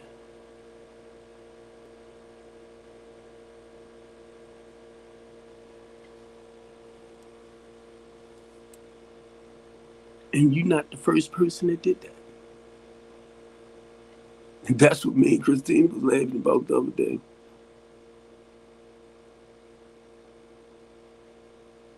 And I went through this with another person. Wanted more from me. I don't mix business and pleasure. I don't do it. It will start too much chaos and confusion. Matter of fact, that I ain't gonna justify like that's the reason why I don't date women my age. I don't date big women. I don't care if you like it or not. That's your stuff. Just like if you say you don't date a man with no front teeth, you think I'm gonna get mad? No. I was kidding and joking. Say it's 2 times I take my teeth out: when I eat and when I eat. Catch the other eat. Okay. And some of y'all need to learn to relax, even though I mean, not take everything so personal. That's why a lot of us be stressed out the way we do sometimes. That's why I say I call the Couch Conversation Show or the Couch Talk Show. And then when I say keeping life real, keeping life real. If you cannot be truthful with yourself, you are a freaking liar. If you cannot be truthful with yourself, you are a freaking liar. And it has nothing to do with anybody else. Remember the statement, to thy own self be true. If you cannot, you are a freaking no good cirky of a liar. Now, when you can admit to yourself, I can lie, I can manipulate, but I am a loving, caring, calm, considerate person.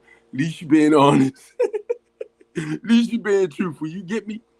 But if you feel like you can't be honest with yourself, and I had to learn that. I had to learn that. Seriously. To thy own self be true. That's why when y'all hear me say I'm a loving, kind, considerate person, and I can be a rotten, no good son of a sea biscuit too. Because that's what makes up the character. And a lot of times what we have a tendency of doing, we look at a person and we look at all the good qualities. And the moment they screw up, now they're rotten, no good, no, they're not, they're the same person. But it's just that how can you do it? You didn't met. That's the person as a whole. That's what I'm trying to get to. You have good qualities and you have what? Bad assets, liabilities. Love it, king, kind, consider it open. And then sometimes I can be angry. I can be jealous. I can be insecure. See, I had to, not that I had to learn it. This is what the 12-step program taught me. But on each given day, I try to be the best person I can be by allowing that loving, caring, kind, considerate person, display more. So that's where a lot of y'all get confused at and you get mixed up at. Because the moment you see somebody like wilding out or zapping out in a certain way, now it's like their reputation is gone. No, they're not. They're still the same freaking person. That's why I say that's your bull jump. And I didn't understand a lot of this, y'all. That's why when people act a certain way, I try not to judge them. And when I said that, it took me back to people like P. Diddy, took me back to people like R. Kelly. It took me back to some of the people that we gave good credit to. And the moment we found out they didn't screwed up here, they didn't screwed up there, then they're sorry, no good, bloggy. No, they're the same goddamn people.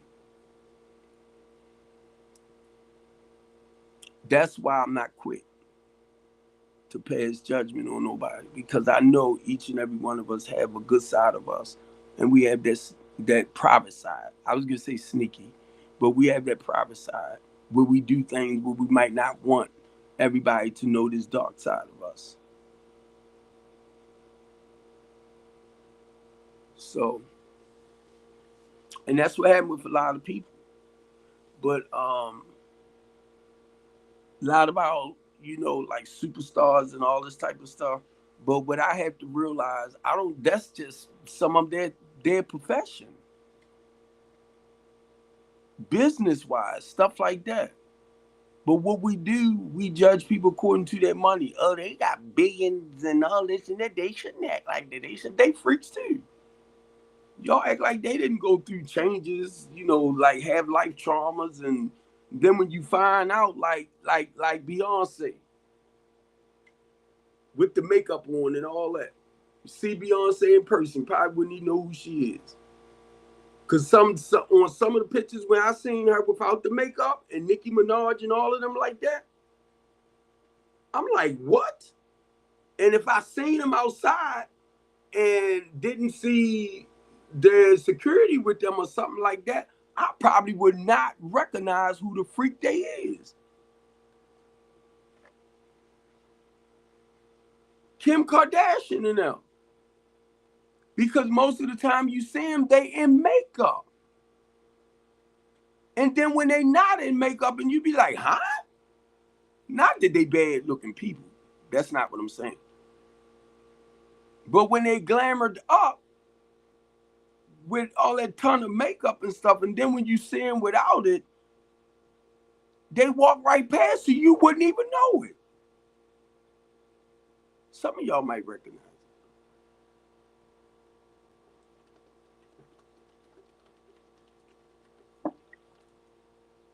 And I am going to get ready to get on because I've been on it for a while. And thank y'all once again on my restream.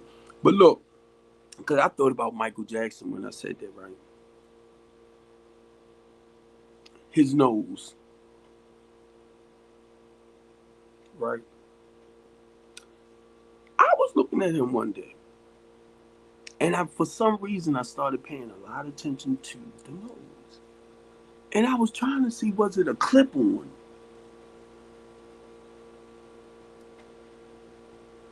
Because I think all of this was gone. And the clip. And it looked like it was like a clip-on. And they got makeup on. But it looked like it wasn't covered enough. I was like, oh my God. And I was looking at him, and y'all know he gone. But I was looking at him, and I was looking at the changes that he started making throughout the years. And I was looking at how he overdid it. I could see you making changes, but you want to stay looking as normal as possible. Wherever you get facelifts and stuff like that, or however you get tucked in, you want to continue looking as normal as possible. Like I'm looking at this right here. And if you want to do a facelift or something like that, when you starting to look a little bit older or wrinkled, you might just want to get the lines straightened out some so you still will appear like young. But as we get older, certain things begin to happen. So it's like altering yourself. But understand this, as long as you're okay with yourself and you're really loving and caring for yourself, you won't do all that. Altering your body. Look at what I was saying. Since I was young, I had chest. And when I used to walk to the swimming pool, out to the park, I remember wearing a towel over me. I'm young, right? I'm older now. I've never been outside as an adult without a shirt on.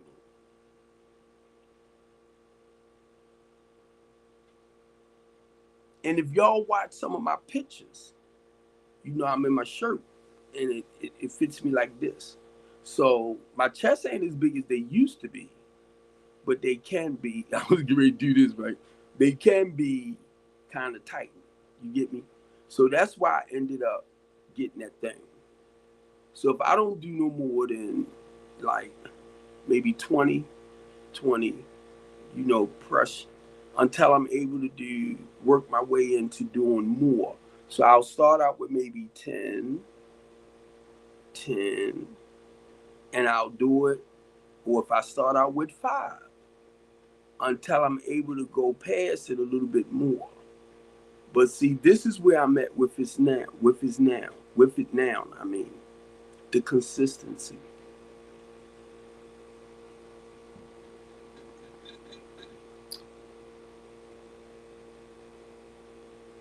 Being consistent. I mean, I might not have to do it at the same time every day, you get me? But just if it's no more than 3 minutes starting out. But you gotta count them. I'm talking about me. And I know I'm good with starting because I got my foot pedal thing over here too. Where I could actually now I can do it and I ain't gotta worry about it sliding all over the place. But because I've been taking a lot of walks lately, it's like my foot thing I don't need as much because I am walking. And if I don't walk, some blocks, blah blah blah blah blah. And that's what I'm trying to do. If I'm in the house for like 1 or 2 days, then that third day I need to go for a walk. If I don't, and that's where I've been. And if I lay in here and don't do too much for say like a week, and when I do go out, oh my God, it's like getting that thing back, that momentum up again. So all of this and me saying this is, you know, you got to keep the movement going. And I definitely got to get down to the foot doctors. I got to make me an appointment because I have a callus on the bottom of my feet. And I've been wrapping it. I read up on what to do with it, you know. And I need to get my butt down. And because I've been walking. And long as I got something solid, like my slippers on my feet, I'm cool. But it's the pressure. And I need to get my butt, make the foot doctor's appointment. I do wrap it up and do what I got to do because it does talk about calluses and stuff like that. I just don't want it to get infected. You know, that's all. But other than that, I've been walking, and after I finish walking, like when I go out, I come back home and I change the bandage. Uh, I have foot stuff, but it's still, I'm just saying this as a diabetic. I am learning more and more and more and more and more. Want me throw a couple of mores in there? A couple of more mores? How important it is to take care of yourself. I am running out of insulin, right? I wasn't sharing it with y'all. I don't have, because my medication, I messed around and my copay, or which pay is it? Because I had to call um, and talk with someone at um, Social Security. Because I want to know on the medicated side, no, the prescription side, I'm sorry. On the prescription side, because my medicine is very expensive. And when I went to call for my, I don't think it was the Humalog, But I went to call. I had ordered my Trulicity. My Trulicity is $1,000. My copay is only $9, but it's $1,000. The Trulicity is what cures my appetite, what causes me not to eat as much. That's why I try to look at it like,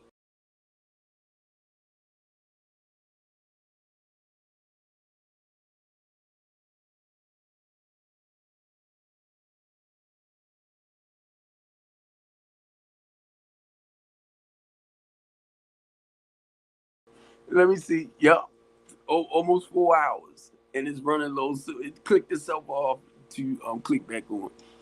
Um, so look, so far I'm doing pretty good. Like I said, with my eating, right?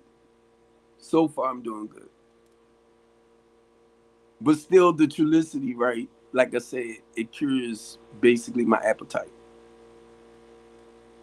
That's why it's hard for me to eat 3 meals a day. But that Trulicity for the tubes, it's only 4 in it because it's a month supply, right? That's $1,000 for that.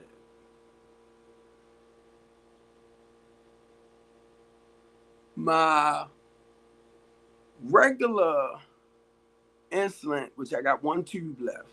Well, anyway, everything I'm mentioning, I had to get on another plan, right? So now I'm with Cigna. And the plan that I'm on now, certain I can see the eye doctor now for eye exams and stuff like that. Dental. Look what they started doing with Medicaid and all this type of stuff. Medicaid plan A, B, one of them pay for your hospital when you're in the hospital. One part pays for your doctor visits. Look how they broke Medicaid down, medical assistance down. And a lot of y'all that don't get medical assistance or rely on that, because I retired. I retired some years ago, so I get SSDI. I retired. So a lot of y'all that doesn't worry about stuff like that don't understand how important it is. That's why you don't give a fuck what Trump is doing. But I'm telling you right now, I had to buckle down. Now you know you whatever you can apply for online, you even have to go into the office itself. So now you got older people that don't know how to go online and do it. Then they have to go into the office and they will put it off. So 9 times out of 10, they'll let it go. You get me? So I'm looking at the ones that go through that process of letting it go because they don't feel like going through all this. Y'all don't think like that, do you? So anyway, now I had to start doing it for myself. So it's like, see, call them goddamn people to stop playing around. Because I'm too busy running here and running there. I'm like, stop. So I'm laughing because this is what I told myself. You got to sit down and write you a to-do list. I need to do this. I need to do that. I need to do this. The heck with the business right now. The heck with that right now. You need to do this. You need to do that. I said, I need to write me a to-do list. Because I'm too busy trying to do this and I'm trying to do that for everybody else where I forget you with your to-do list. Because you're not going to keep being able to do this and you're not going to be able to do that if you're not making sure you take care of your do self first. I'm like, Steve, you got to do a to-do list. busy running, trying to straighten everything out over here, over there, over here. And it's okay. But I'm like, no, you got to do your do list. You need to get down there and get that window for that goddamn truck. You need to get down there and put this goddamn key thing on the truck. There's a good chance I might have to buy batteries for this truck. I'm like, you better go down there and get your goddamn truck. And then you got to go over to the mechanic about your other stuff. And to me, I know everything is kind of safe to a degree right now. But it's like, Steve, you got to do your do list. I ain't never, since I was about 19, been without a license. I ain't never been without not having a car where I can jump up and go. But I'm going to say this. In a way, it's a beautiful thing, too. Because I'm able, like, I'll take a lift over, right? And I don't know, all depends on how my feet feel. I might walk halfway back. I ain't never done stuff like that. You get me? So it has its ups and, not ups and downs, because I don't want to make it seem negative.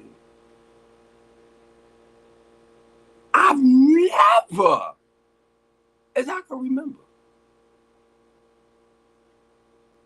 I'm walking back through the neighborhoods that I grew up in as a child. I'm saying walking.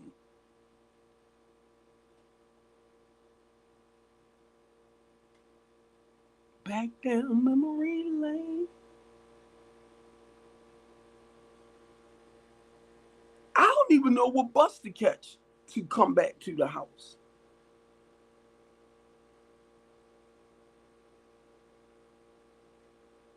And sometimes I'll be like, God, why you got me going through this?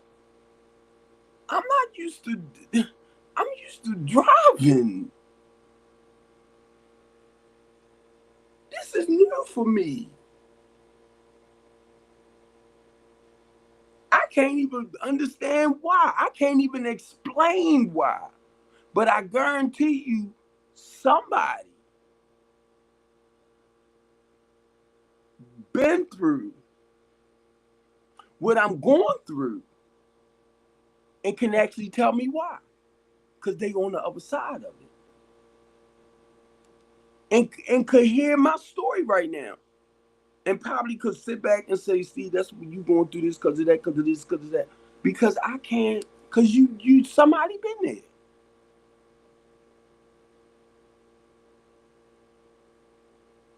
And they can tell me the reason.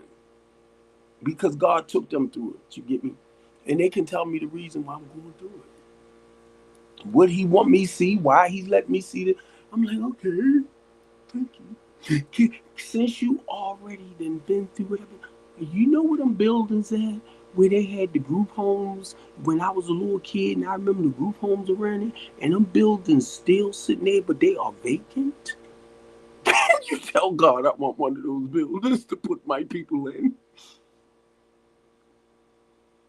I want my own temporary housing program. And all the wraparound services, when I say that, I'm talking about like in 908, we have a culinary kitchen in there. It was to get it up to code so we can have a chef in there to train, a barber, pastor, all of this. So what I'm looking at, if I can get my own complex, my own apartment, same, similar, but my own, I will put all them programs back in there like that. So that way my clients won't have to, it'll be more like in-house. But I understand too, the outside services is just as important if you cannot provide all that right now. So God already know my heart. He already know. And I think a lot of what was there is what God put there. But it's like for me right now, I'm at the point where I want what I wanted. I want it now. But he step by step by step, because it's like I need to learn from the mistakes. It's like he took me from 2 houses to apartment complex, and I watched it shut completely down. Boom! Like what the what? I watched it. I watched it come to a halt. I watched it. And I started realizing he had something bigger and better. Now, if you want to be a part of it, that's fine. If you don't want to be a part of it, that's fine. I ain't mad, because the ones that he's putting here, and I can tell you point blank right now, I got some amazing people right here. And I know they hear me. I know they watch me. They know what I do, and I know they preparing stuff for me. And not just for me, because it's for us to come together. So when that time comes, I know they right there. I know they there. I know they there. It's just being patient and allowing everything to take its course. Even with this apartment complex, even though I'm looking at the Frederick Douglass apartment complex to go in there with my housing program, my temporary housing program. Remember what I just said, the Frederick Douglass apartment complex, to go in with my temporary housing program. I didn't close my mind just to that. And I'm waiting on them to give me the okay to let's go, Steve. But I've been looking at other apartment complexes too. But with the Frederick Douglass complex, same things with 908. There's so much we can do in that building. It's like 99 apartments in there. Then there's other components that add on to it, that everything right there is just the point of doing it. And not only that, I'm looking at the Salvation Army. I'm looking at Pathway. I'm looking at St. Vincent de Paul. I'm looking at hooking up with United Way. I'm looking at hooking up with Catholic Charities. And the reason why I'm saying this, because these are the people that, or the nonprofit or organizations that I'm looking for to help the women and the children and the men too. But I'm mainly looking at the women and the children, mainly the women with the children, to take them to that next level where they can become more independent without relying on the state and the government as much. Because I realize for certain women, whatever career they get into, or however we can get them into dependable, more permanent housing, and if they have quite a few kids, 9 times out of 10, they're going to still need SNAP. 9 times out of 10. If they don't find the type of career-minded job that will cover their families medically, they still going to need Medicaid. I ain't closed to none of that. So the goal is to get them into a career-minded job where basically they can take care of their children. They got 2, 3, 4, 5. And I'm only saying this, brothers, because a lot of y'all that then created children and feel like you don't want to be there to help her take care of them because y'all not together, or however you want to use it, and say that child support in the way this and that. Child support ain't got to be in the way of nothing. Matter of fact, you can get them out your life if you and her sit there and y'all talk. She can remove you, or you can remove her. But the thing is, brothers, you got to make the decision. I understand you might not have a lot of money to take care of your kids. But if y'all was in a marriage or a relationship still, you would have to take care of your kids. Anytime they come in, and if you have a female or woman that's on getting the SSI, no, TCA, if they getting the money, they are going and they are going to she gonna have to do something to sign your butt up in order, because they're gonna threaten to cut her money out. A lot of times they might not tell y'all that, or they probably told you that. But the thing is, if you have children, by whomever, take care of your children. I understand where you at when you say, by them getting involved. And I just thought about that because my daughter, the 26-year-old, right? She had to reach out to them for housing somewhat. Even though she's like a teacher's aide and she's working on getting her daycare license, right? Being a daycare provider, they want her to take the baby father because she had to, for their assistance. You get me? Yeah. She don't want to take him because she know he's not working to do anything other than the corners. Catch the corners, right? But I'm just saying. So she know it ain't nothing there. So in a sense, why should I take him? So that's why some females, if they don't want to take you, they can say little stuff like, man, if they have a new baby, I can just say brand new baby. I don't know who the father is. Because when I'm telling you, this is what they're doing. And a lot of times, yes, the women gonna take you to do certain things. But if they getting that funding, I'm telling you straight out, brothers, sooner or later they're gonna tell them what with the baby daddy. Because they figured you add certain things to it, then a lot of pressure won't be on them as much. But see, the thing with my 26-year-old, let me say this. Grab her the baby daddy, take care of the baby. Her mother now got her back. Why should we have to do that? When he laid down to make her. Her mother now got her back.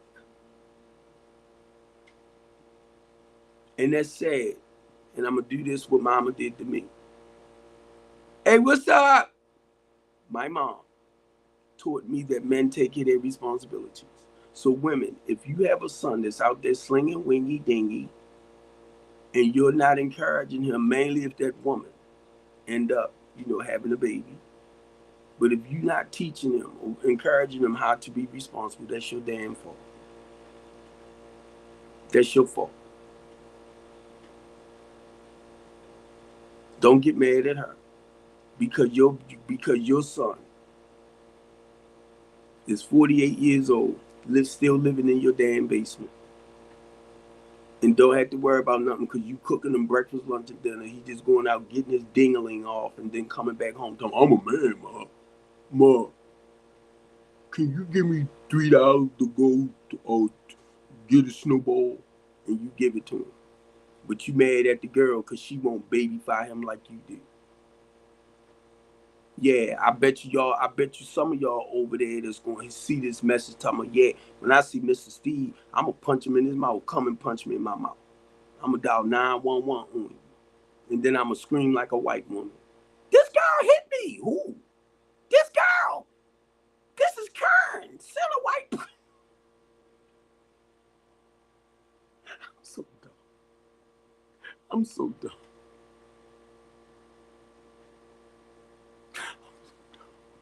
But look, I'm so dumb. But look, come on, y'all. We gotta do better. We gotta do better. We gotta do better. This is what I told my 26-year-old, right? This is what I told her boyfriend. She's a baby father too. She's a very, very, very, very, very independent woman. I said, whatever you do not try to mold and shape her. Because that's their biggest clash. He's a narcissist. I didn't know what that was until I met him. But what I had to tell him, because of the way her mother and I raised her, she's a very independent woman. Do not try to mold and shape her and try to make her out to be, basically, you want to be the slave owner. Don't do that to her because y'all won't have no peace. And the reason why I'm saying that, because I watched them go through certain little changes. He lives with his mother, but he can come over there. Then he has another baby mother. But the reason why I'm saying this is because I noticed they clash like this and other little things. But my thing is, don't try, because she's been taught coming up how to be responsible, how to be independent. My thing with my daughters, if you're going to date somebody, make sure at least they financially, and I ain't, come on, I ain't gonna cover that. If he ain't making the proper money to take care of you working wise, leave him the fuck alone. Now mothers get mad. Now get mad. Because my goal was to teach them how to be independent, just in case they wouldn't meet a man the same way my mother told me to be responsible and take care of them. So my daughters are very independent women. And I don't want them to feel bad because they done met somebody that they really cared for, that they don't meet up financially to their standards. And a lot of brothers, you sell yourself short because you want to get into a relationship with somebody, but you're not willing to do the necessary work as a man, mainly when it comes to being head of the house. You want to play a role. So I don't want my daughters, because they're very independent women and they met some knuckleheads that don't really help them the way I think they should, thinking that they made a mistake. Like they failed their father. No, because I know they still young. So you might meet somebody, now you more independent than the guy that's in your life, but you'll compromise your standards for him.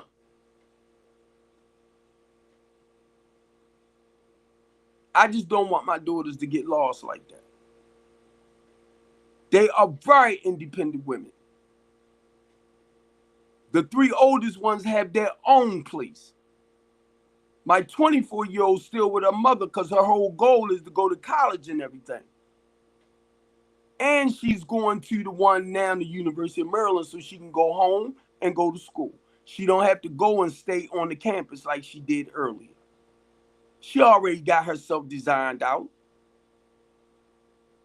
So my thing is, I want somebody that come in her life that can embrace that, have their own, where they can work together. You get me? I don't want no guys living off my daughters like that. And a lot of y'all, that's where y'all are at today. 50-50 guys. You selling yourself short. 50-50 guys. It might sound good to some of y'all, but at least just switch that word up. Cause I'm looking at the 100%, right? Don't sell yourself short.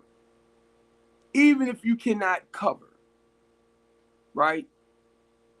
If I get into a relationship, a new relationship, I do not look for that woman to take care of me like that. I don't. I've never had a woman to take care of me financially like that. I'm not rich. My LLC is not profiting. But I'm getting the work done, if you understand what I'm saying. I understand you can run a business like this, but you might not earn nothing from it. I'm not at that point where I'm earning. So it might run like this, then something might happen where you keep moving. It's a stumbling block. That's what I'm trying to say. I know this get ready to click off, because I'm getting ready to click off too.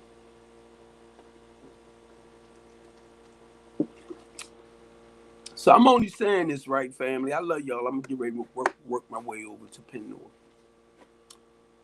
But I'm gonna get ready to get off here because this is gonna click off. I've been on here now 4 hours and 5 minutes. So my see, I have to plug. No, I ain't. I guess I had to plug this up so it won't die on me. But if I plug it up, I will stay on it a lot longer anyway. I love y'all, family. On the couch conversation.